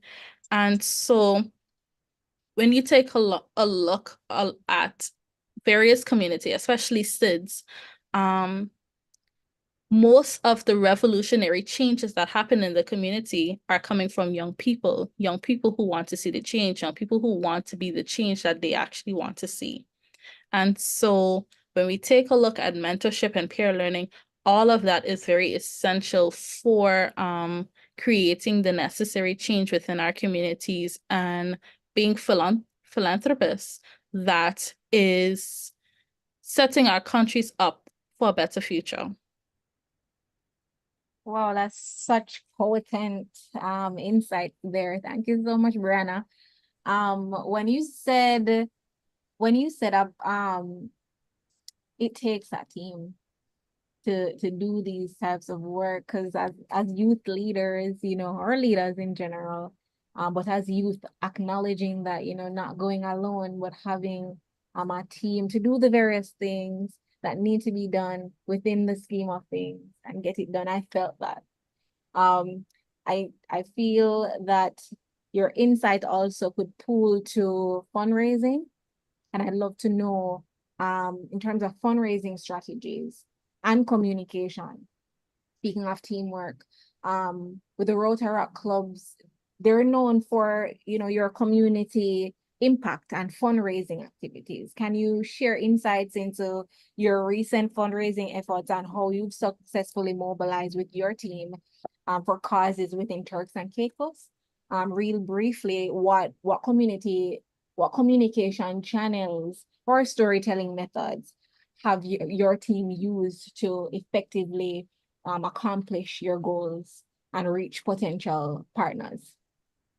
Yes. So communication wise, we know that we are in an era of technology. Everything is social media. And so what we would do is use a series of video clippings, and if it's something that we've not recognized as yet, is that persons value hearing it from someone, that relatable content that tells a story. So essentially, the success of a nonprofit organization is based off of how good they can tell the story. When you take pictures, whenever we finish our community service projects, we have those images. Not to say this is the person that I helped and I need everybody to see it, but from a perspective that this is how I will recruit my members, to show that you can also be a part of a community that is making the necessary change. You're also showing your partners that, hey, this is the work that we are doing in our community. If you donate to us or you support us by providing other resources, this is what we are essentially doing with what you have provided us. And so telling the story, getting the feedback. So sometimes we even ask very personal questions as to how people feel about the community service initiative. How did you feel to be a part of a project that would have provided food and school supplies for over 150 persons within a vulnerable community? I know that most recently, during the month of July, we would have done exactly that. We would have had a project which would have provided groceries for over 150 persons within the community, as well as school supplies for our back to school initiative. And just getting the behind the scenes, the process of actually putting those things together and handing them out, the funding and everything, it makes people understand it from a different perspective versus just the photo op. So videos are a great method to tell the stories and getting the personal perspective of members who attended, most times than not. We also like to include persons that aren't a part of our organization to get their perspective as well. So it doesn't seem as biased all the time to say, well, you're a part of this organization. Of course, you're going to agree that this is what's going on, but including those outside views as well, so they can understand the dynamic. And so that has helped us with building our membership as well, because most times they would say, well, I learned about your club through social media because of X, Y, and Z. We also use radio networks. So there's a local radio show. So we would go on, talk about our initiatives, either beforehand, before the event, or after the event, so that we can provide those necessary insights to the community to get them to really understand what we are doing as an organization and why they should support us. And we would also try to use the local newspaper to advertise what we would have done on a quarterly basis, so that they can see the impact and they can really measure the work and the impact that we're making within our communities. And as it relates to fundraisers, we are a very small community. And so doing fundraisers is quite difficult, I am not going to lie. But what we try to do is make it interesting. What is going to pull in those persons to want to spend their money?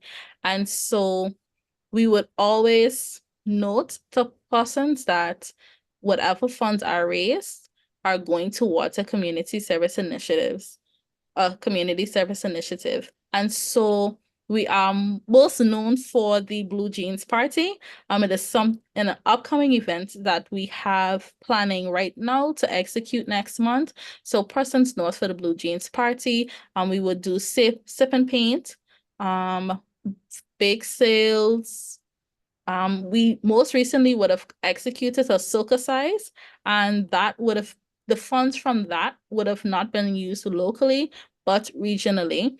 So after Hurricane Beryl, we know that we had the Rotaract clubs that would have been doing work in Jamaica as well.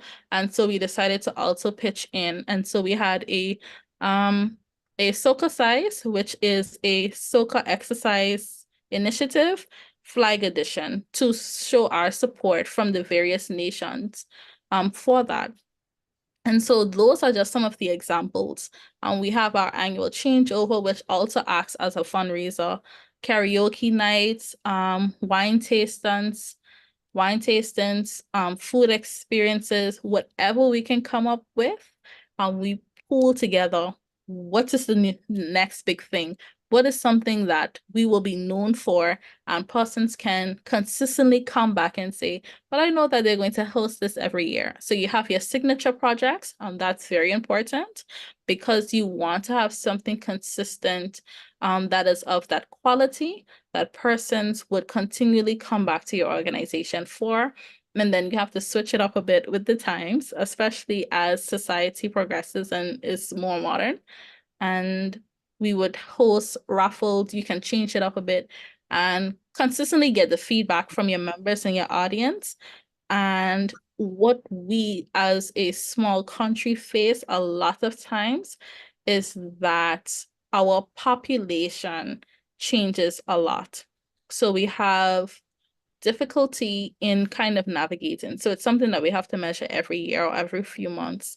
A lot of the local population is leaving to go off to school or to see other job opportunities, while you have other persons that are coming in. So your audience is now changing. The expectations are a bit different. And so you have to navigate with that and ensure that this is what they want, this is what they're expecting, this is how we can change and just pivot and raise the necessary funds.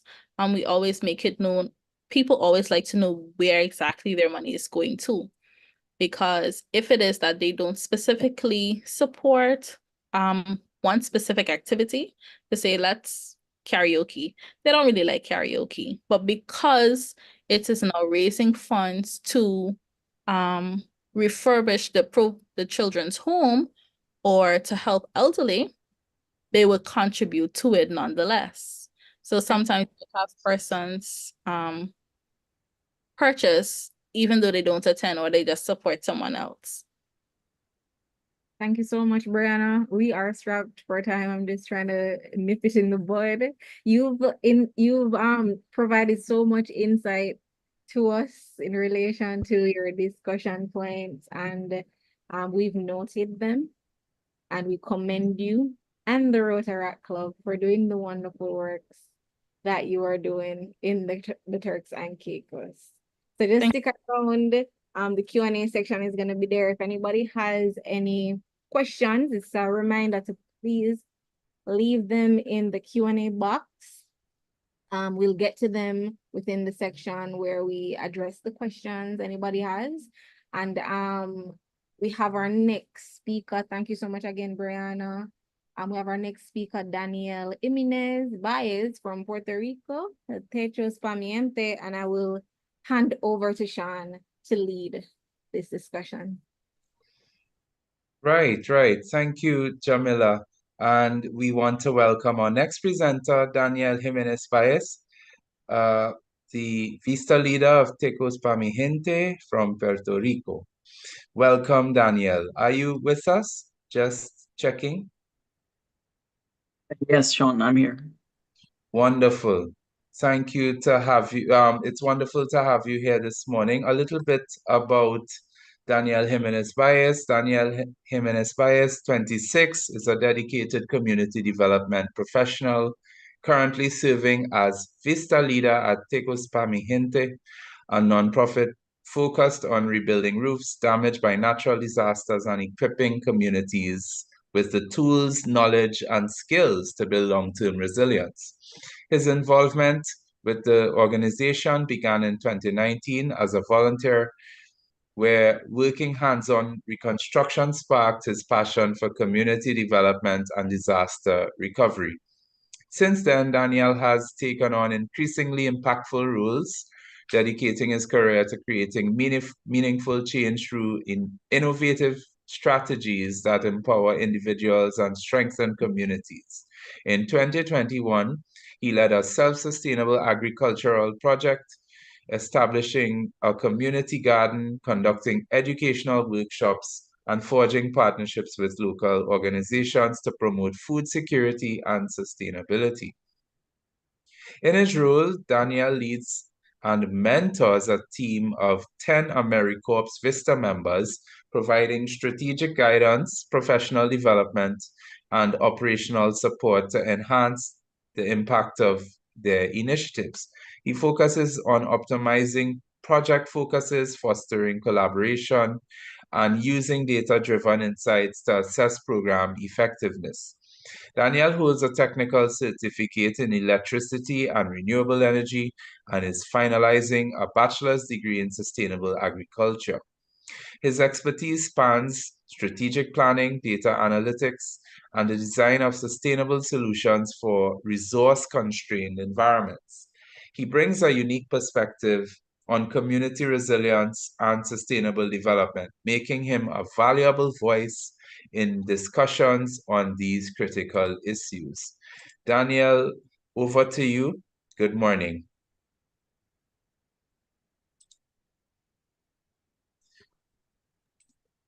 Good morning. Yes. Good morning.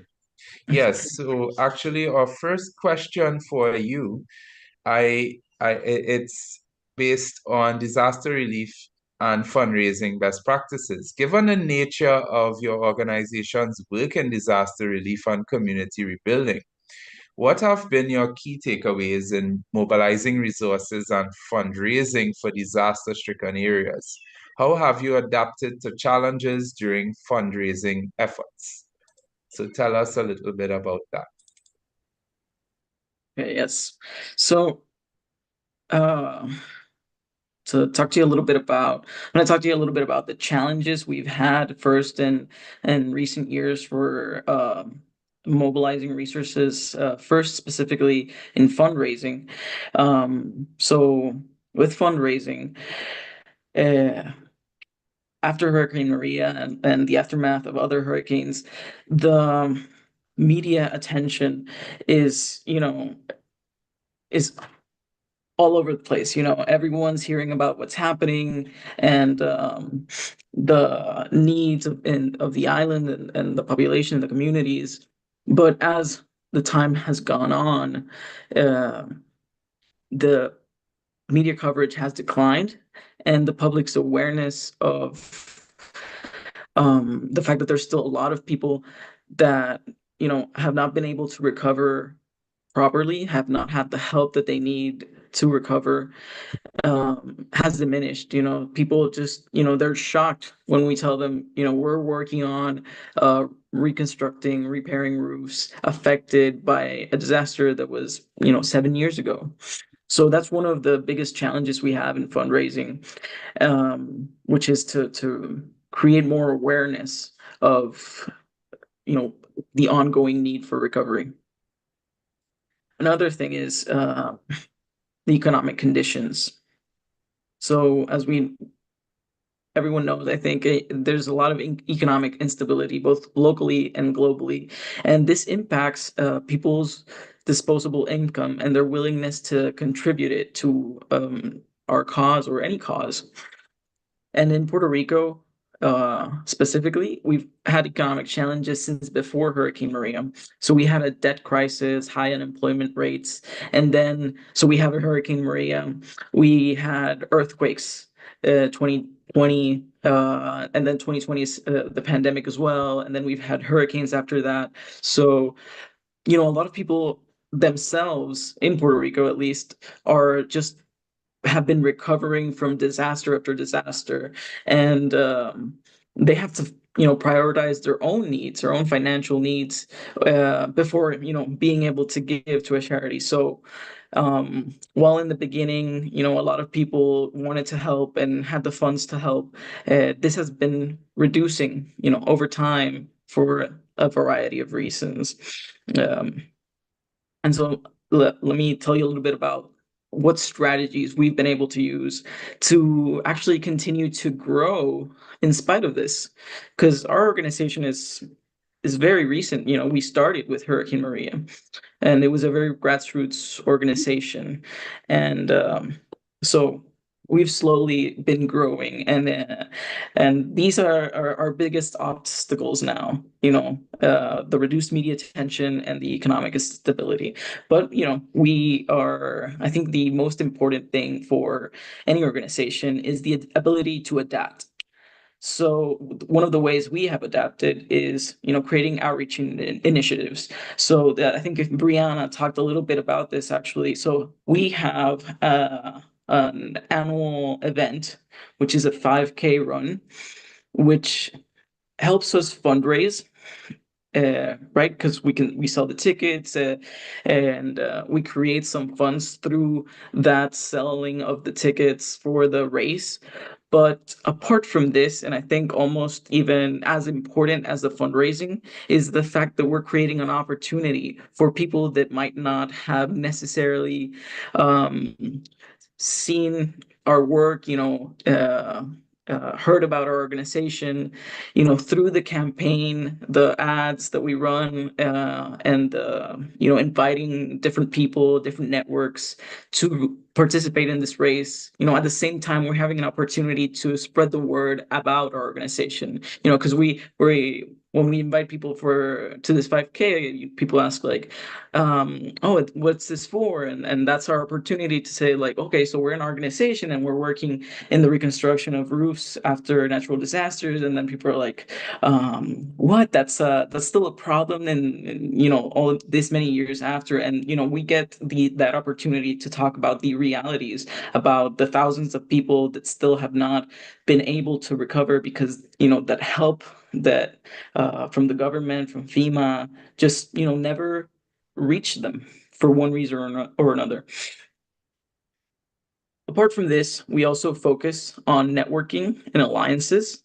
We know we can't rely on any single source of funds to continue our mission, and specifically seeing as how individual donations have decreased. Individual donations were a bit of the backbone of our funds through the years, but now we have to adapt. So we're looking more now towards creating relationships that will help us move forward.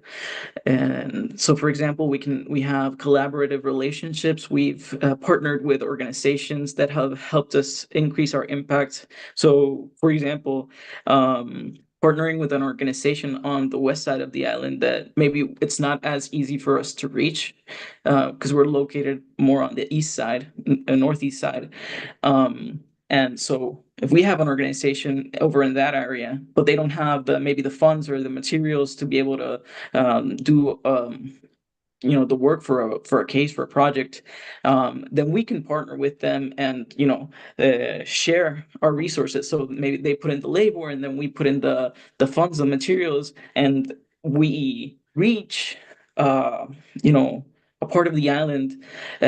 We have an impact that neither of us could have done alone. So that keeping in mind that type of collaborative partnerships and how we can increase our impact in that way is important. And then also, for example, looking for alliances in companies, corporate sponsorships, which they can help us gain access to financial support, materials like in-kind donations, or even technical expertise. We've also focused a lot on seeking grants from a variety of foundations, government agencies. We're always on the lookout for possible grants that can help us fund our projects.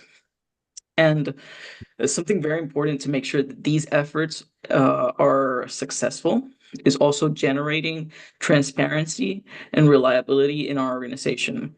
So we want to demonstrate that if if we want to partner with an organization, or if we want a grant from a foundation, or we're just seeking individual donations, we want those people to know that those resources that they're going to be putting into our project will be used correctly and efficiently. And the way we do that is that we try to communicate consistently and documenting what we're doing while we're doing it. So if you see our social media, it's full of like the progress of all of our projects. We post everything we do. As I think Brianna mentioned this as well. It's just very important. It's not just it's not to say like, oh look, this is all of this is what we're doing. What we've accomplished. Or it's more about the fact of letting people know. If you're volunteering your time, if you're donating, if you're helping us in any way, it's going into this work, so people can see it. And they don't have any doubt that it's being used effectively. Yes. Sounds And then last, wonderful. yeah. Sorry, go ahead. Yeah, the last. But last but not least, at least in fundraising, is accessibility. The importance of communicating how people can donate and the things that the organization needs is, it cannot be overstated.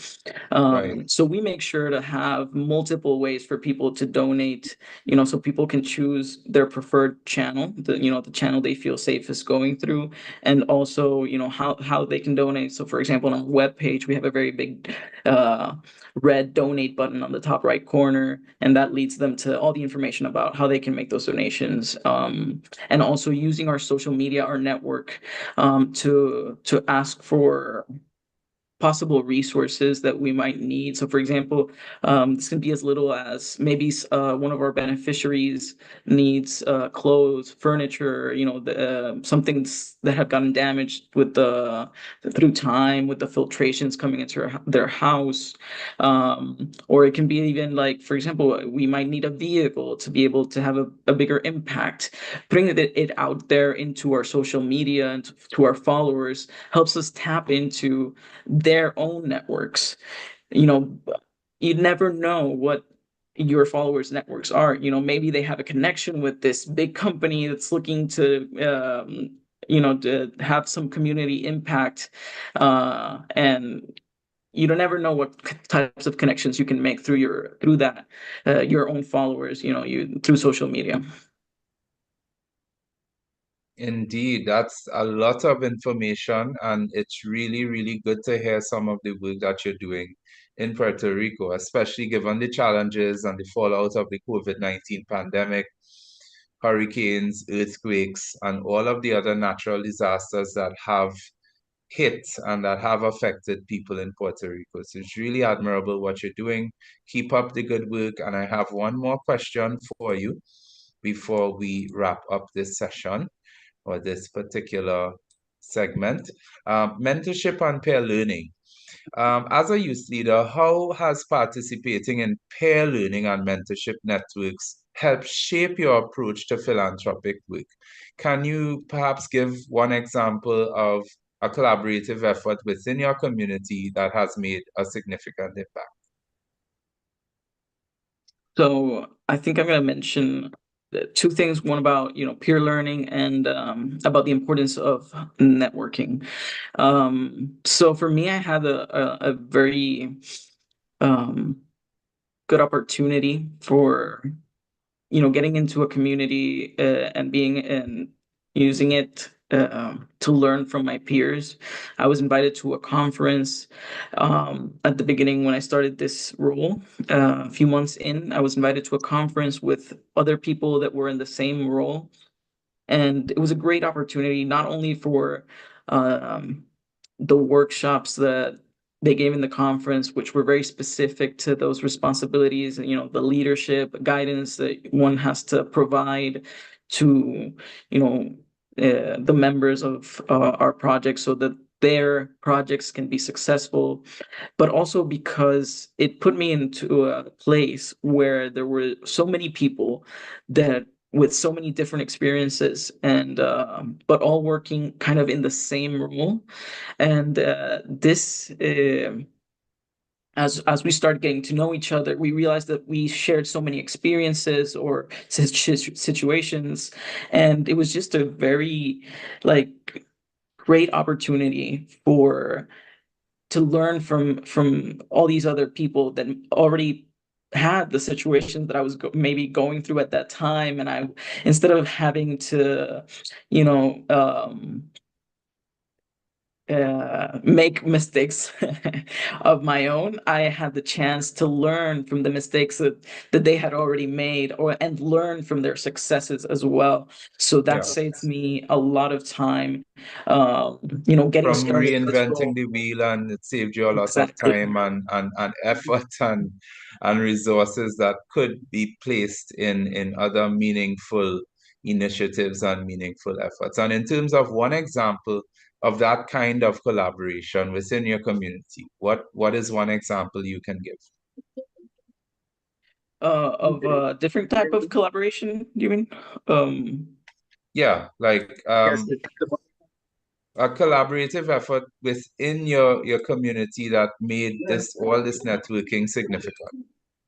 Yes. So one example I can say is so in here in Puerto Rico we have PRVOAD, Puerto Rico Voluntary Organizations Assisting in Disaster, which is just a group of organizations assisting in disaster, and also this experience that we've had working with these other organizations, going to conferences with these other organizations, being having the opportunity to learn about some organizations we'd never even heard about, uh, and being able to personally speak to people working in those organizations was able to provide us opportunities to make some great collaborations that we are seeing the fruits right now. So for example, we've been able to partner with an organization that was able to give us the funding that we needed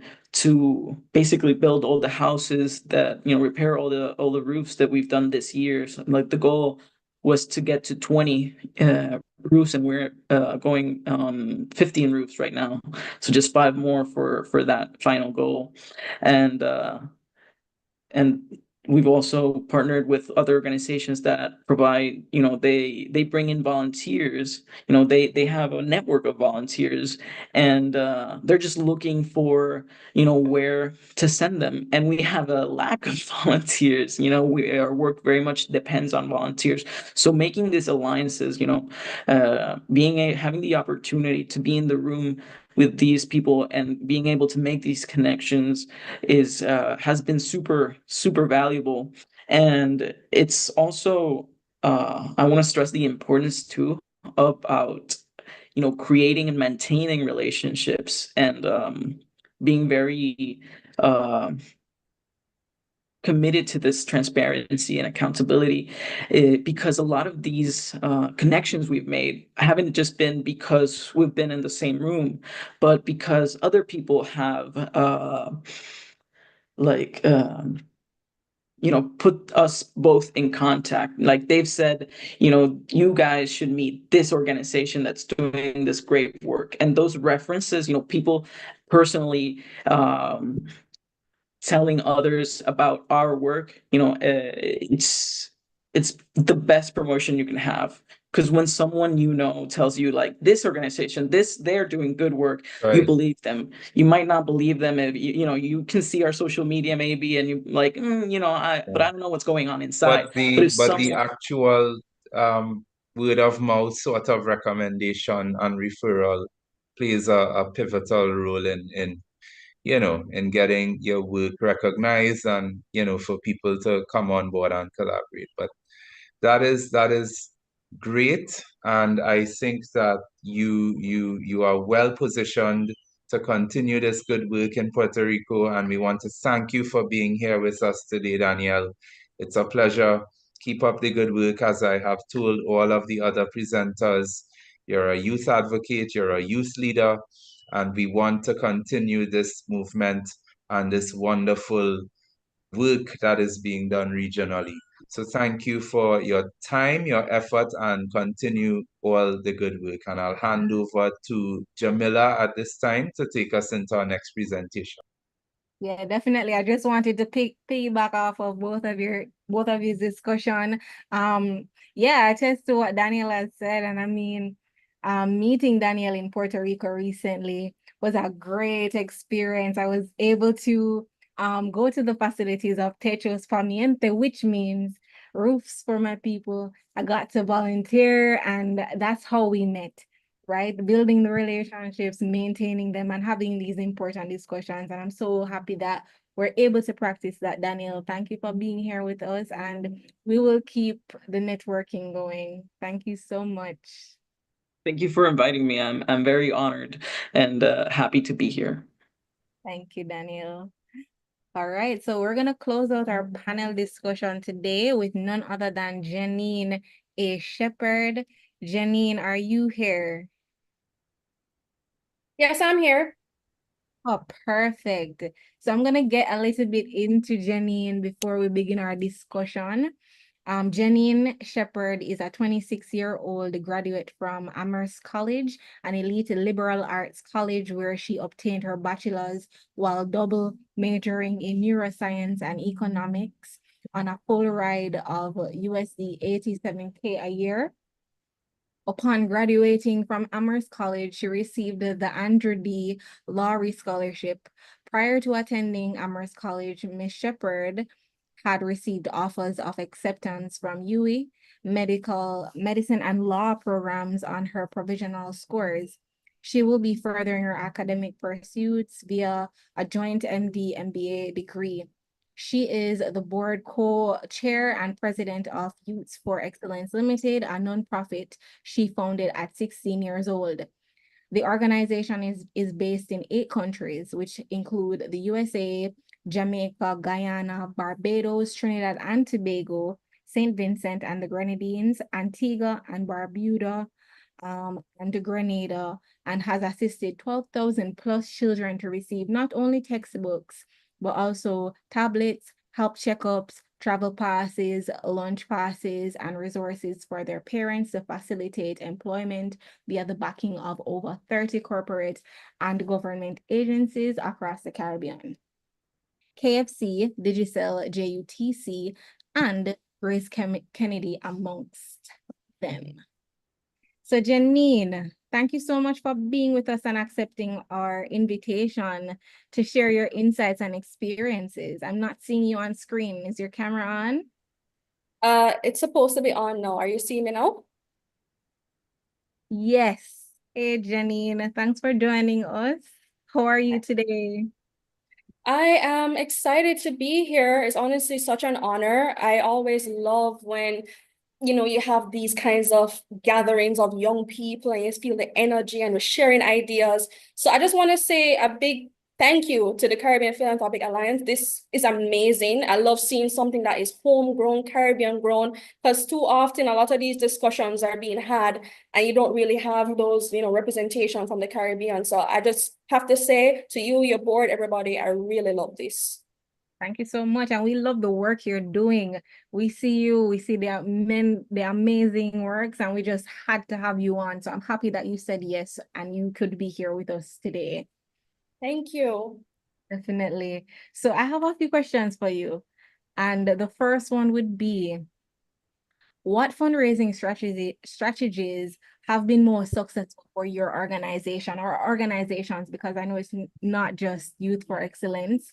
How do you utilize storytelling to convey the importance of investing in education and youth development? Okay, yeah, so I would love to pull up a presentation on that, actually, that's okay. That's fine. Are you able to share? Yes, I'm about to do so. Let me just share screen.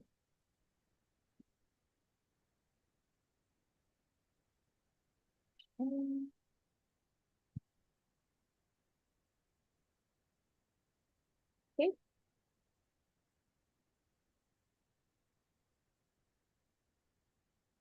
And while Janine pulls up her presentation, I invite anyone, if you have any questions, it's a reminder to just leave your questions, whether in the chat box or on YouTube in the comment section, in the chat box, within the Q&A box here on Zoom, and we'll get to you. All right. Don't forget to do that. And yes, additionally, drop your flag, say where you're from. What have you found insightful from the amazing presenters that we've had here today? Leave your thoughts in the comment section, and we'd love to have your insight there. How are we, Janine? I think we should be a go. All right. Ah, here we are. Oh. Are you guys seeing my screen? Yes, perfect. Okay. Let me just bring back up the tab so I can make sure that all is well.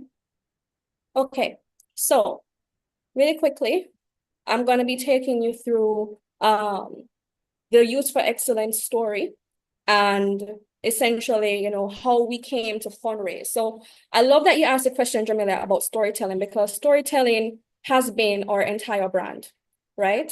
So looking about YFE, Youth for Excellence, we are a registered charity and nonprofit. We're based in the Caribbean and North America, 8 countries, and we were incorporated on June 16, 2015. And since the beginning of when we were founded and wanted to raise money amongst corporate agencies or different partners, we realized that we had to cultivate a story. I realized that from as young as 17-year-old when I first incorporated this entity. And a part of telling your story as a nonprofit is that you have to come up with your mission, your vision, and most importantly, you have to be able to tell stories about the impact that you are making. So we know that we wanted to impact children in education. So then we set out to, as our mission says, to grant the wishes of children, hoping for a learning environment they can succeed in by providing them with the adequate tools of healthcare, nutrition, and sound tutelage, as well as career and personal development opportunities for their families, all in aid of the child's holistic development. So we basically came up with this framework for a wraparound support from day one. We knew that was what we wanted to do because we realized from high school days when we were coming together as a team to create this, that a lot of the times when children struggle in schooling, it had nothing to do with the curriculum or the pedagogy itself, but a lot to do with poverty.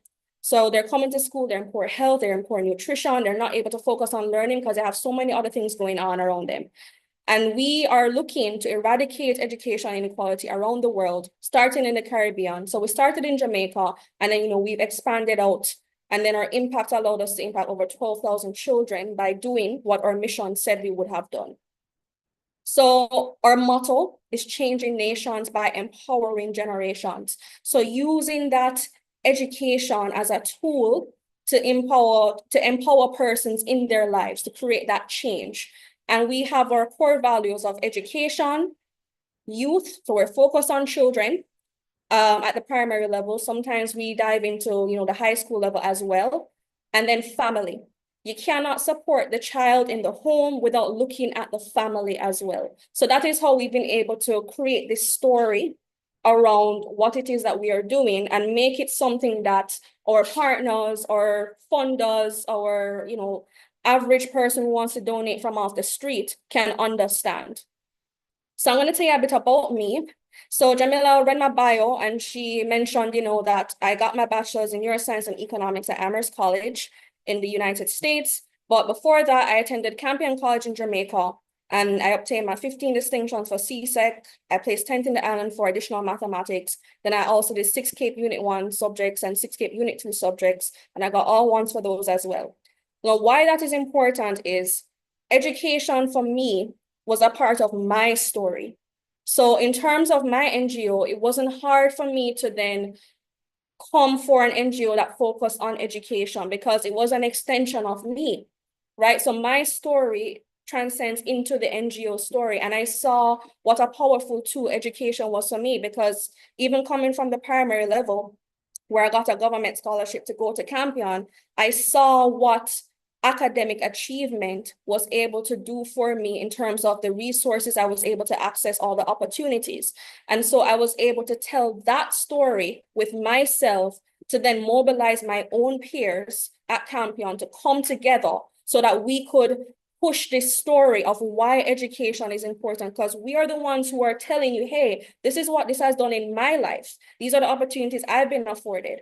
And since being in college overseas, I've been able to see the world in a different way. I've gotten exposure to different ways that NGOs have operated, for example, and I've used these practices in my own, right? Because you're seeing how different cultures have been successful. So these are just ways that you can, tie it back to the storytelling.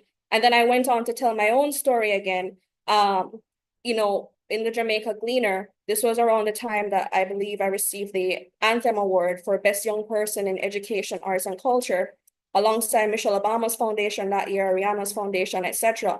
So as my colleagues had rightfully said on this panel, I think it was Brianna and then Jimenez who came on afterwards, when you are telling your story as an NGO, it is not to brag and say, oh, look at all this work that we're doing. No, it is to mobilize people around your cause, because if they don't know what you're doing, how can they donate to your cause? How can they say, oh, I know this grant that's opening up? They won't think of you because they don't see anything that you're doing, quite frankly. And also the persons that you're helping won't even know that they can reach out to you. So you always have to think about the stories that you're telling and the branding and the marketing and the narrative, because a lot of what you're doing, it takes cash to care. And for people to care, they have to be able to understand your story, why you're doing this, and what the NGO has done. So then I'm going to move forward now to show you some of our past projects and how we successfully used our storytelling. So one of our projects that we had recently, we refurbished 3 computer labs in Jamaica. We partnered with the Toots Foundation. Toots Foundation is named in honor of the late Frederick Toots Hibbert, which is a Grammy Award-winning reggae artist. He was one of the fathers of reggae. In fact, the word reggae came from one of his songs.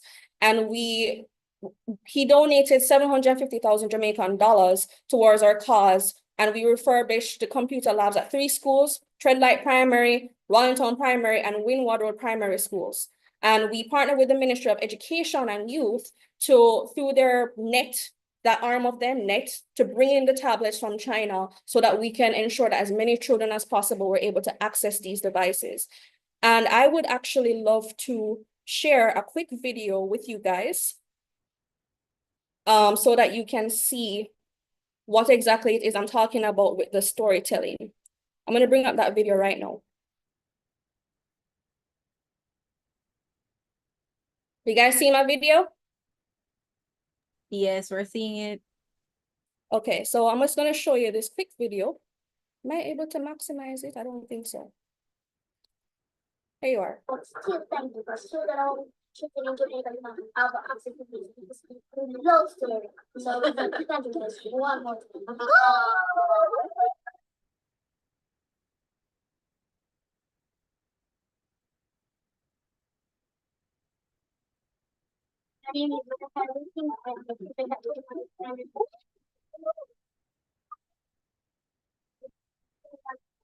And foundation for his study, for his wonderful gifts. I know that they will help many students around Jamaica to be more educated. We're grateful to Miss Shepherd, grateful to the Civil Foundation for considering that we're a blessed, and we're happy that we see and we are happy that the foundation for the themselves to help us to fill the gap, because the need is great and we were prepared to do that. Exactly, surely we are grateful for these habits. At the moment, we are upgrading our community room. Our last exam, which we have last exam, we have been in a community room because online. So these habits will surely help us from time to time. It says like to examples, right? And so I am not allowed to do this step, so I just want to one version.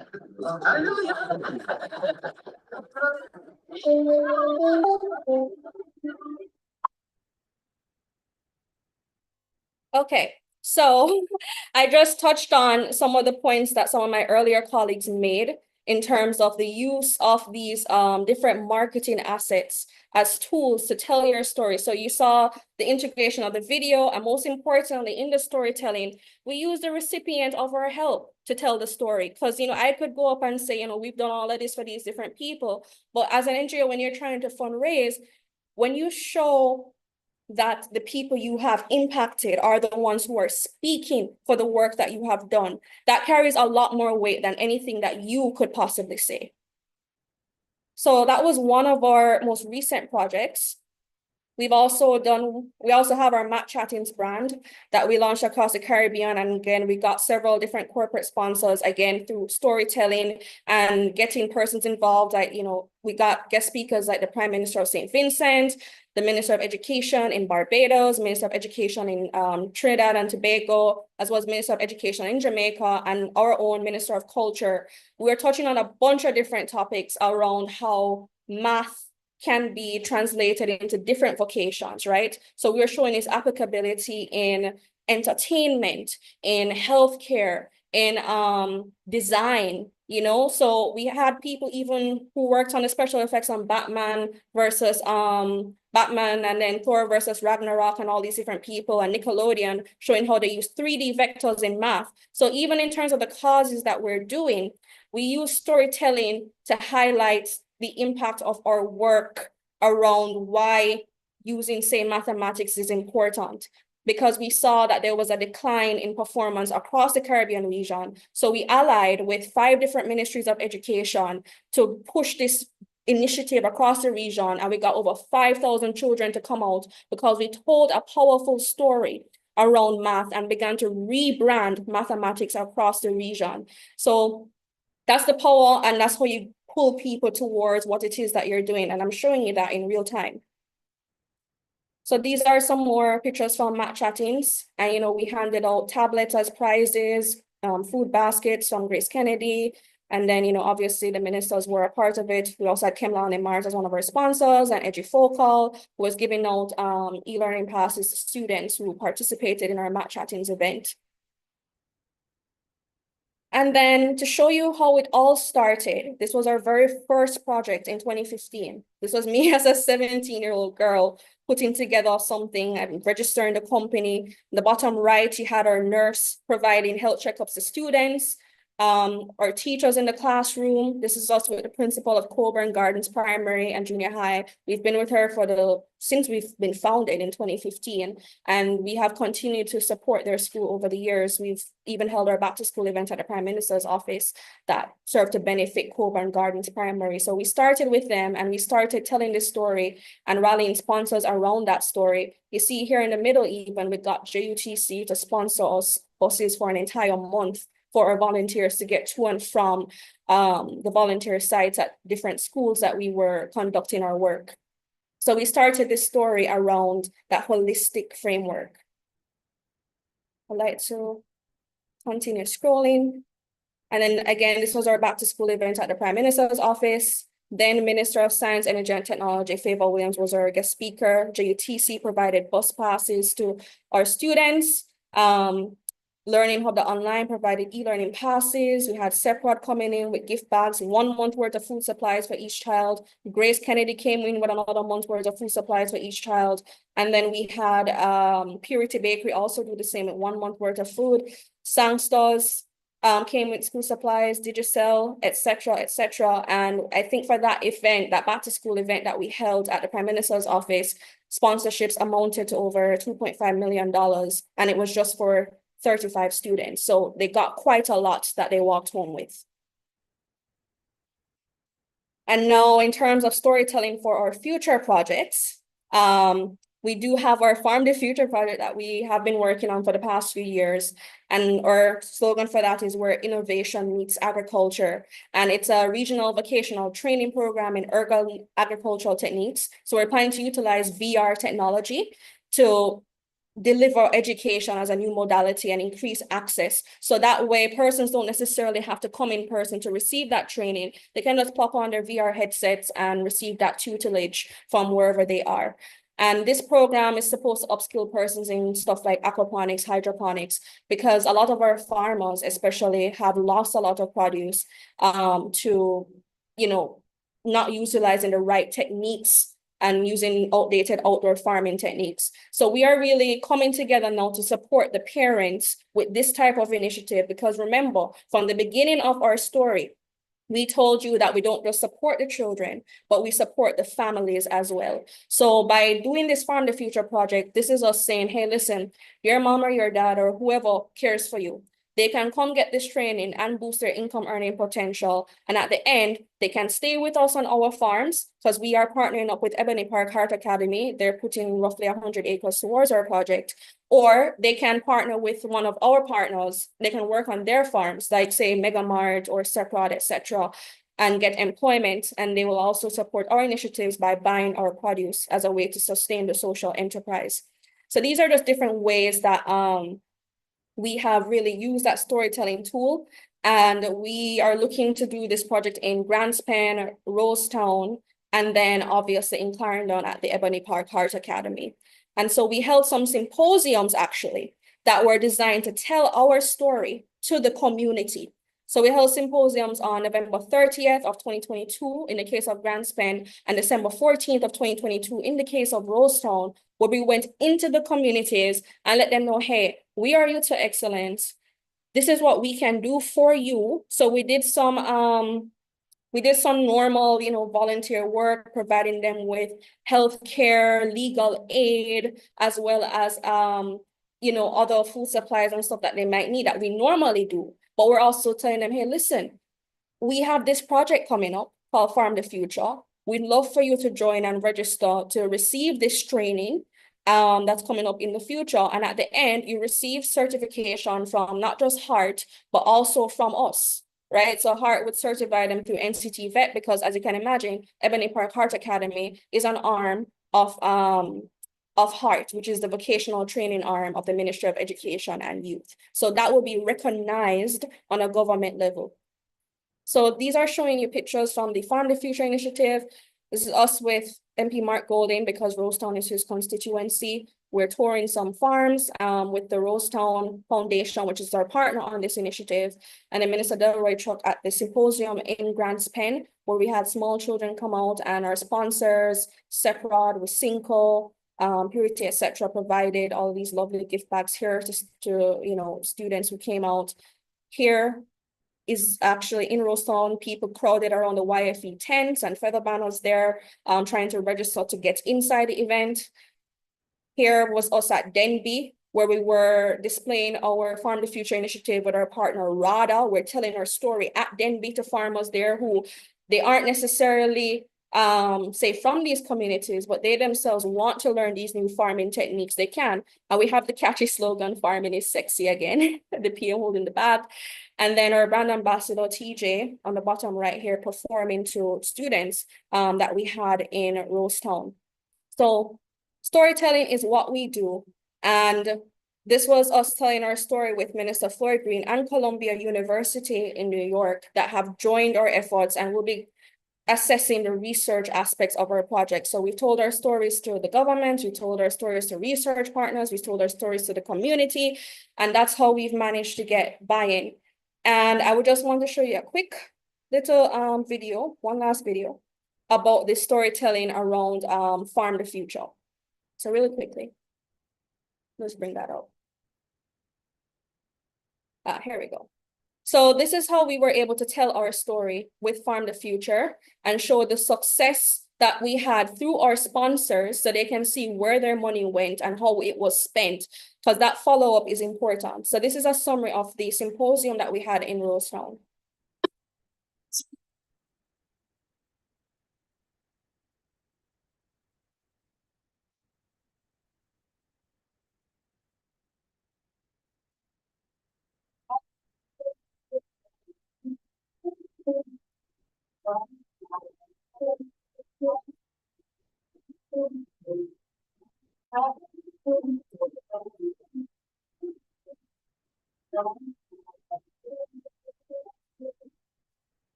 No,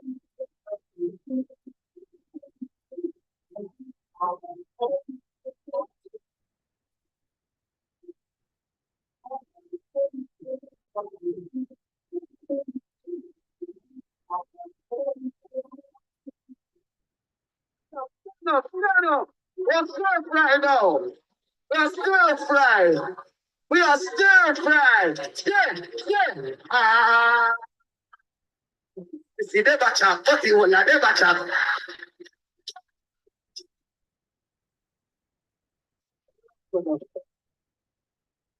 Yeah, so you can see we've used storytelling quite effectively for just about every initiative that we have done for our project. So I just can show you how storytelling has benefited Youth for Excellence to grow. That's how I want to wrap up this presentation to answer your question, Jamila. So where else have we been? Our work has led us to the UN General Assembly, the most recent United Nations Summit of the Future in New York. You'll see me there. And that's me with the guy who plays Jamie Lannister at Summit of the Future. You know, it has opened up a lot of doors for us by how we've been able to tell our story to a global audience. We've consulted for the World Bank Group on their strategic objectives for Jamaica for the next few years. We've spoken at the IDB about our plans with Farm the Future and how they can, be a part. We've gotten support from the Governor General here. So we even consulted recently for the Office of Disaster Preparedness and Emergency Management. And yeah, we have quite a few. Oh, I also forgot. Yeah, we were at an award ceremony in Vegas just this year, where our organization received outstanding leadership in education at the Education 2.0 conference in Vegas. And we shared the stage with like educators from all these top Ivy League universities who have been doing all this work for decades, So it has opened a lot of doors for us, definitely. This is us with the former Prime Minister of Guyana talking about our work and, other initiatives that we plan to do in Guyana. This is us at the US Senate with the director of the IDB. And so it's telling your story, it gets you places, is what I'm trying to tell you. This is us consulting for the UNDP in the bottom right-hand corner. So, it's what you make of it. It's how you tell your story. And at the end, whenever you tell your story, always tell people how they can get back in touch with you and your org, which you can see right here. Amazing. Thank you so much. Man, I'm sure a lot of us here have been taking notes, and I hope so, because you are a true testament of the power of dynamic youth leadership in philanthropy.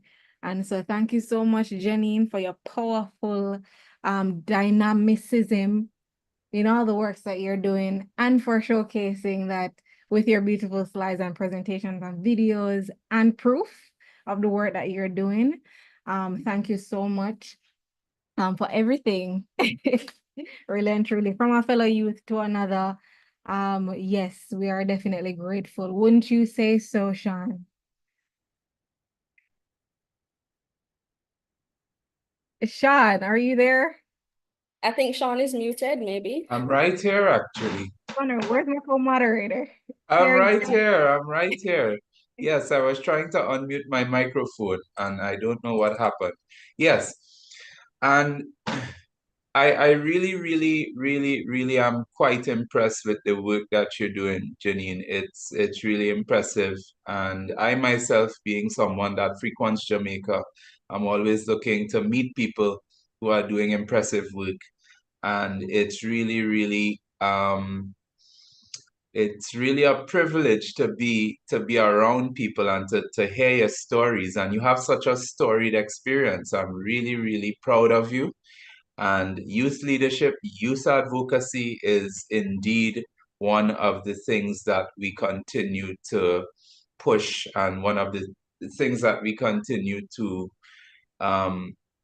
encourage all of our young people regionally to look at and to aspire to. So I'm really, really proud of you. And we definitely, I will also, Jamila, as you know, when I come to Jamaica, I will harass you and I will bother you to go and visit Janine and all of the other wonderful young people who are doing such great work in Jamaica. Yes, most definitely.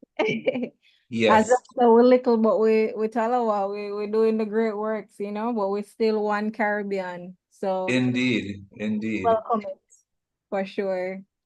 So yeah, we Right. are nearing the close of the event. Um, Sean, let's throw out one question to our panelists, our amazing panelists here today. And then we can hand over to Anthea.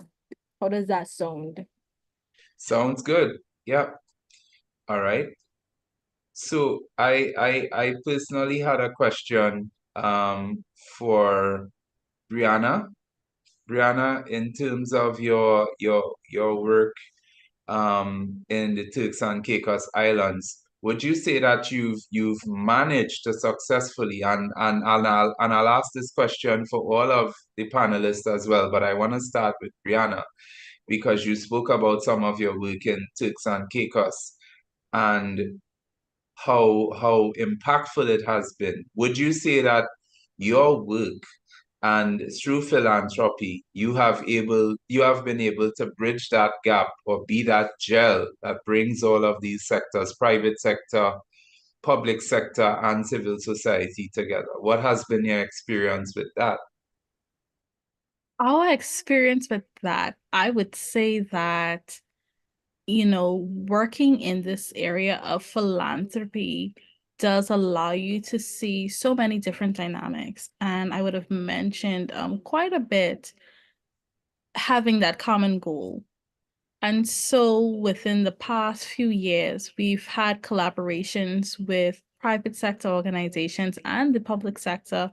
We've had many cases where the different departments within the public sector would have approached us and said, I see the work you guys are doing. I know that you would be the best organization to reach out to meet this specific audience, to execute this project in order to meet our specific goal.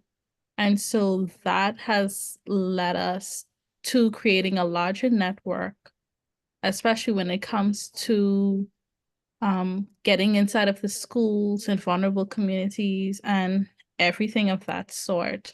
So we would have executed with the Department of Gender Affairs, the Girls' Day project. So we would have contributed to over 150 tokens there and executed our empowerment program. In addition to with the TCI Police, Royal Turks and Caicos Islands Police Force, and giving back to the vulnerable communities with groceries and back to school items. We would have held our first youth conference with the Department of Youth Affairs. And we would have collaborated with other organizations within the private sector to ensure that students are getting support as it relates to food and libraries as well, reconstructing libraries within schools. So the list goes on and on. I hope that answers your question. Yeah, absolutely. So there's immense potential, as we know, for intersectoral collaboration, which is one of the things that I would have chatted extensively with many stakeholders about, meaning we have the power as young people and we have the power as philanthropists to really, really get the ball rolling with this intersectoral approach and this across the board collaboration.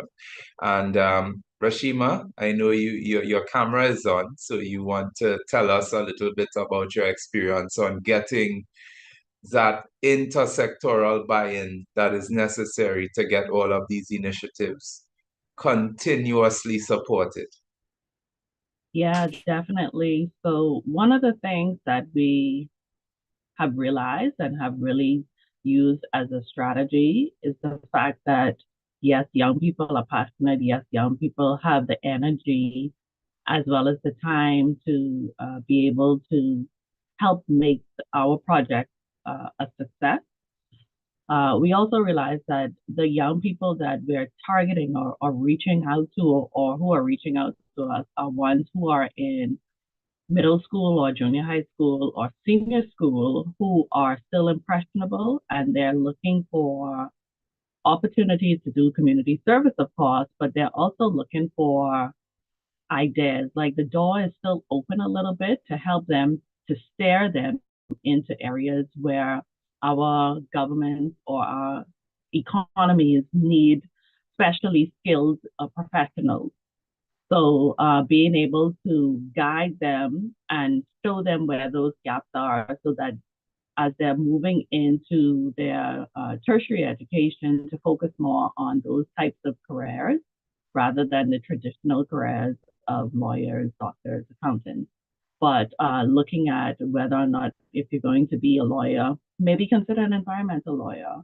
Or if you're going to be an accountant, maybe study more forensics or focus more on accounting that relates to coastal development, things like that. So giving them the ideas of how do you connect those careers with what is needed in the country. And then we also realized too that our media houses, they like those sound bites, or they like those stories that are gonna captivate the audience to listen to their stations. So we have also used the fact that policymakers or government officials are going to attract more media attention.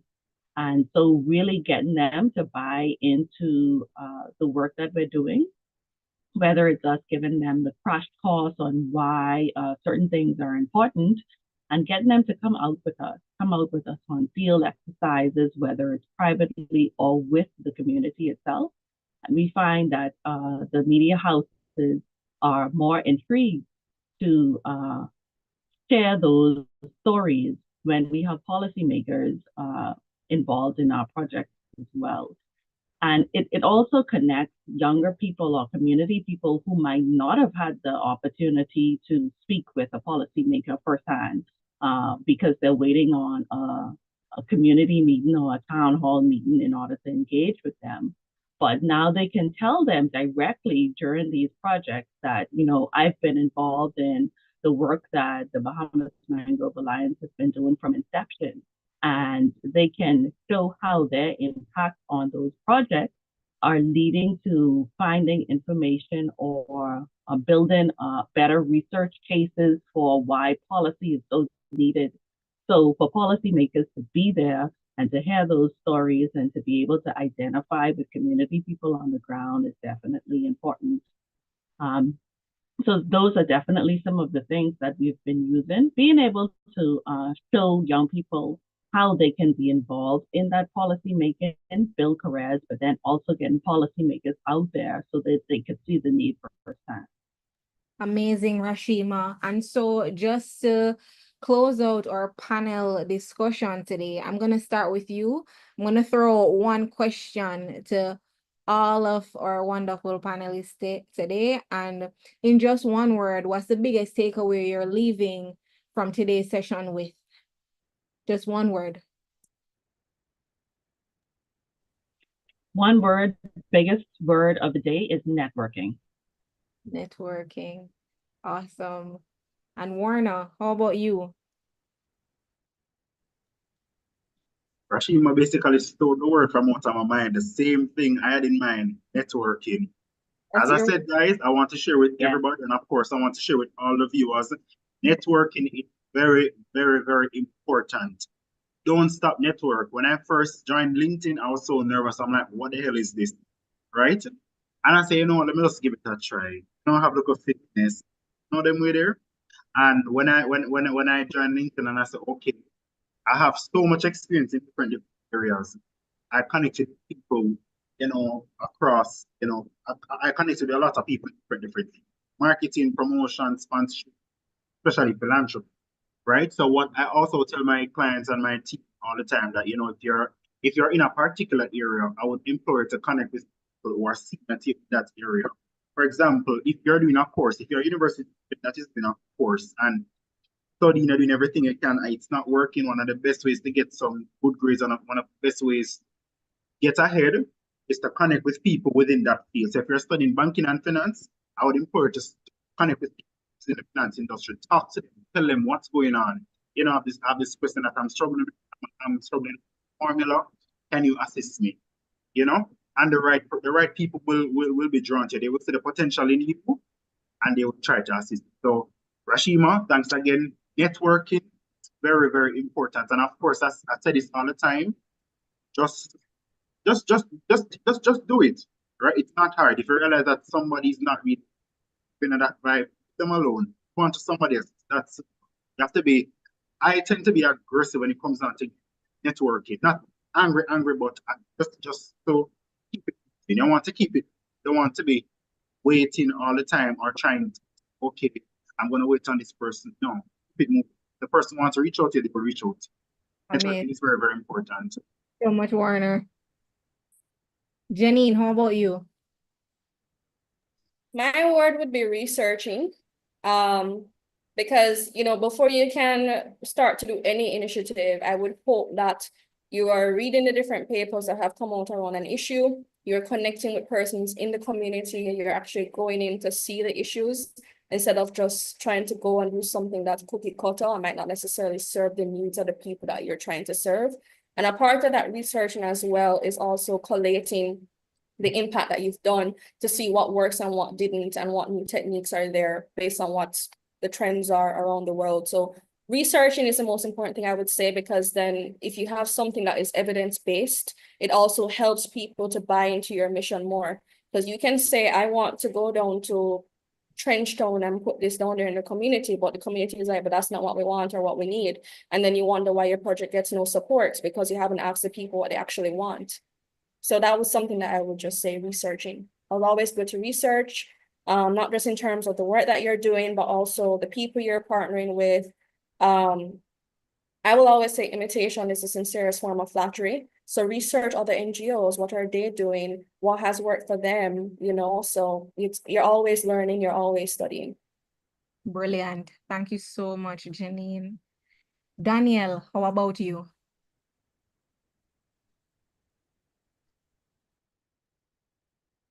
Yeah, sorry. I think I would say collaboration. Like the importance of partnerships has been restated again and again, I think by every panelist today.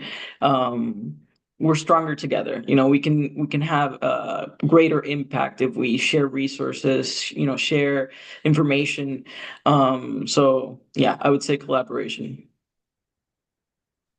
Amazing. Thank you. And Brianna, closing with you. What's your one word?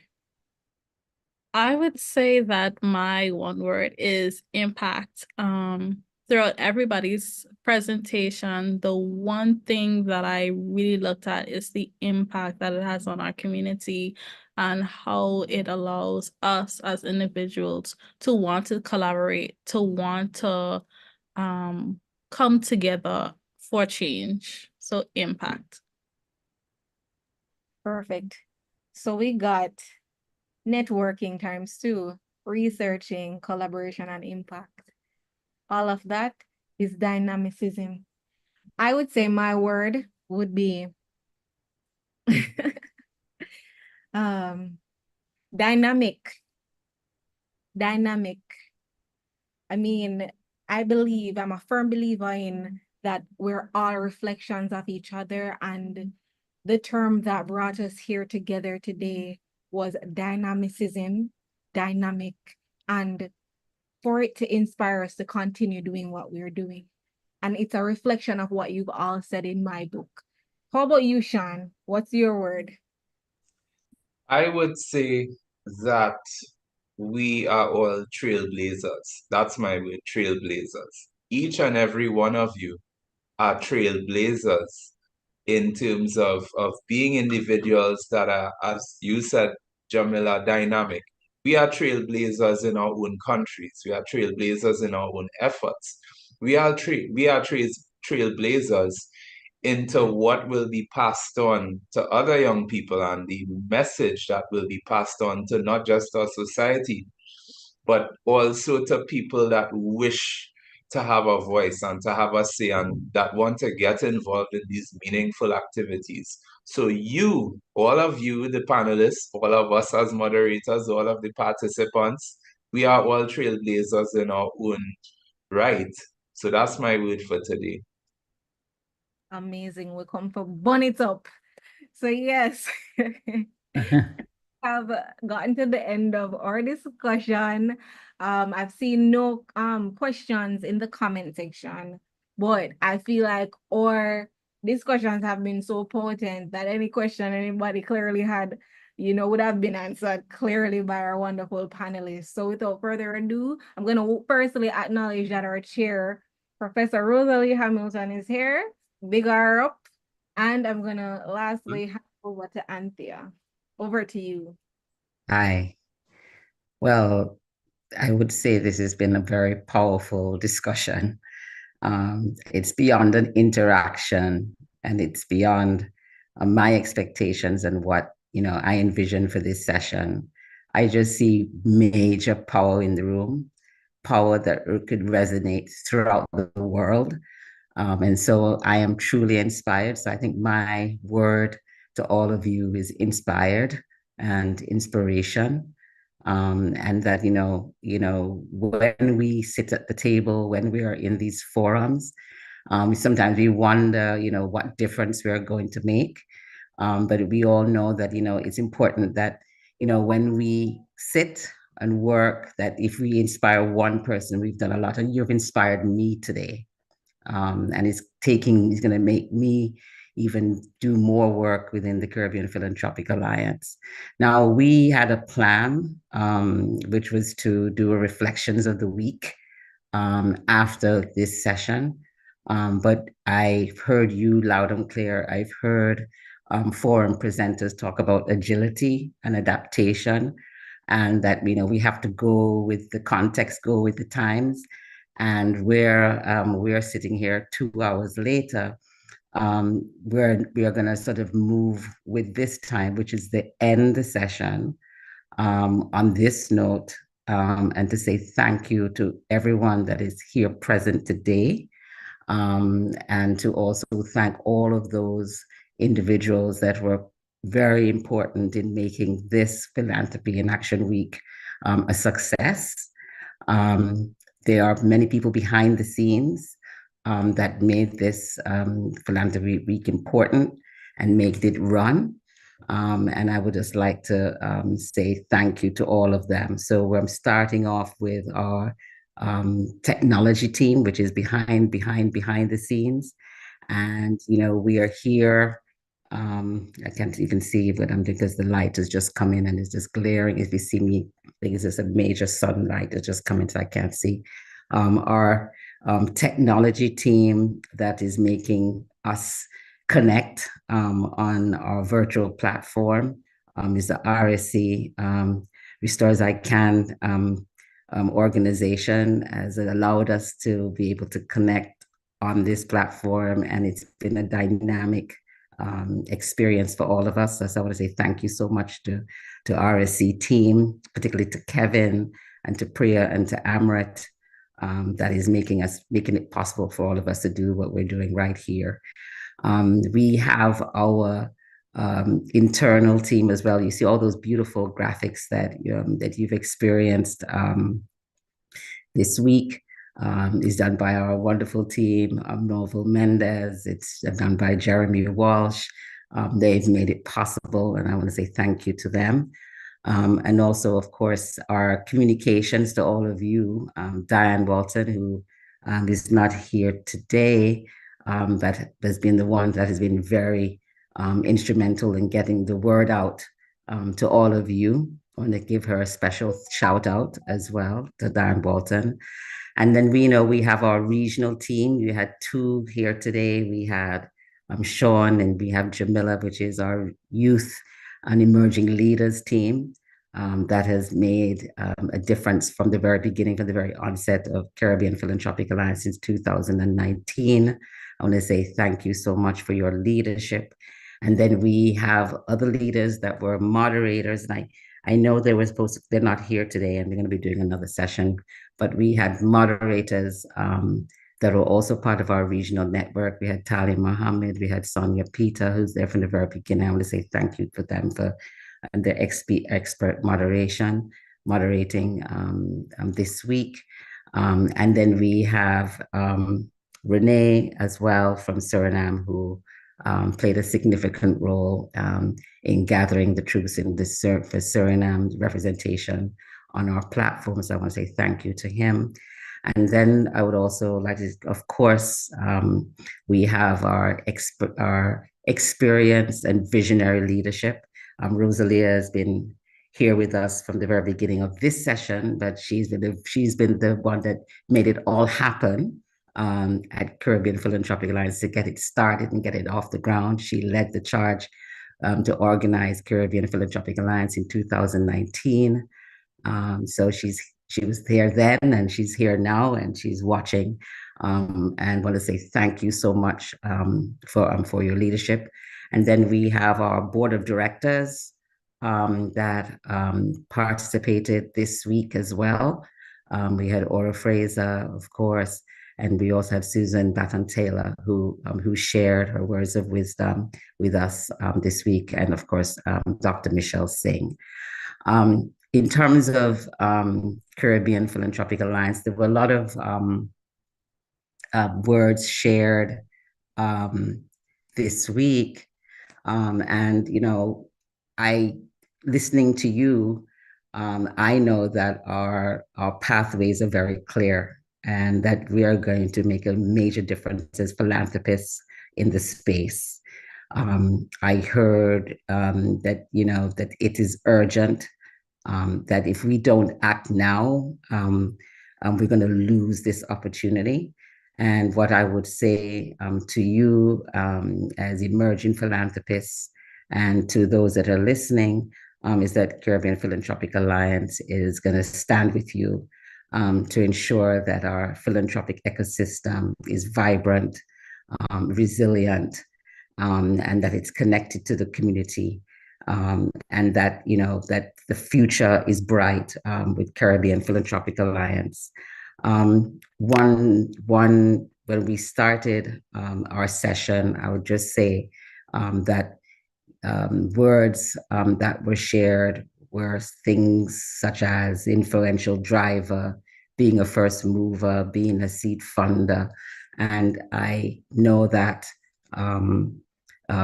we are the ones that are going to plant the seeds of change within the Caribbean around philanthropy, and we would look forward for all of you joining with us today. I will ask that, we've heard the importance of storytelling from our brilliant minds, from Brianna, from Rashima, from Warner today, and others, from Danielle, and they shared the importance of storytelling. And what we're going to invite you to do is to participate with us in telling our story about the wonderful work that we're all are doing across the Caribbean. There's going to be an immediate ask for you from those here on this panel. We're gonna make sure that you participate in telling our story next week. We're going to be having a reflections segment next week where we'll ask you to just come on and join with us, where we'll do a more expanded version of our reflections of the week. So I'm excited about the future for the Caribbean. I want to say thank you so much to all of you participating for Philanthropy Week. And we will see you in a few months, in a few weeks, in a few days, to continue the work of Caribbean Philanthropic Alliance. So thank you all. And I'm seeing a lot of wonderful comments that are made here this afternoon. And thank you all for this leadership. And I'm just going to ask you, Jamila, Sean, did I miss anyone out in terms of thank yous? Great. So thank you, everyone, for joining this session. Thank you for your leadership. Thank you for your contribution. Thank you for your passion. Thank you so much, Anthea. We appreciate you as well for organizing all of this. The blessing to you. So thank you so much. And look out for our invitation.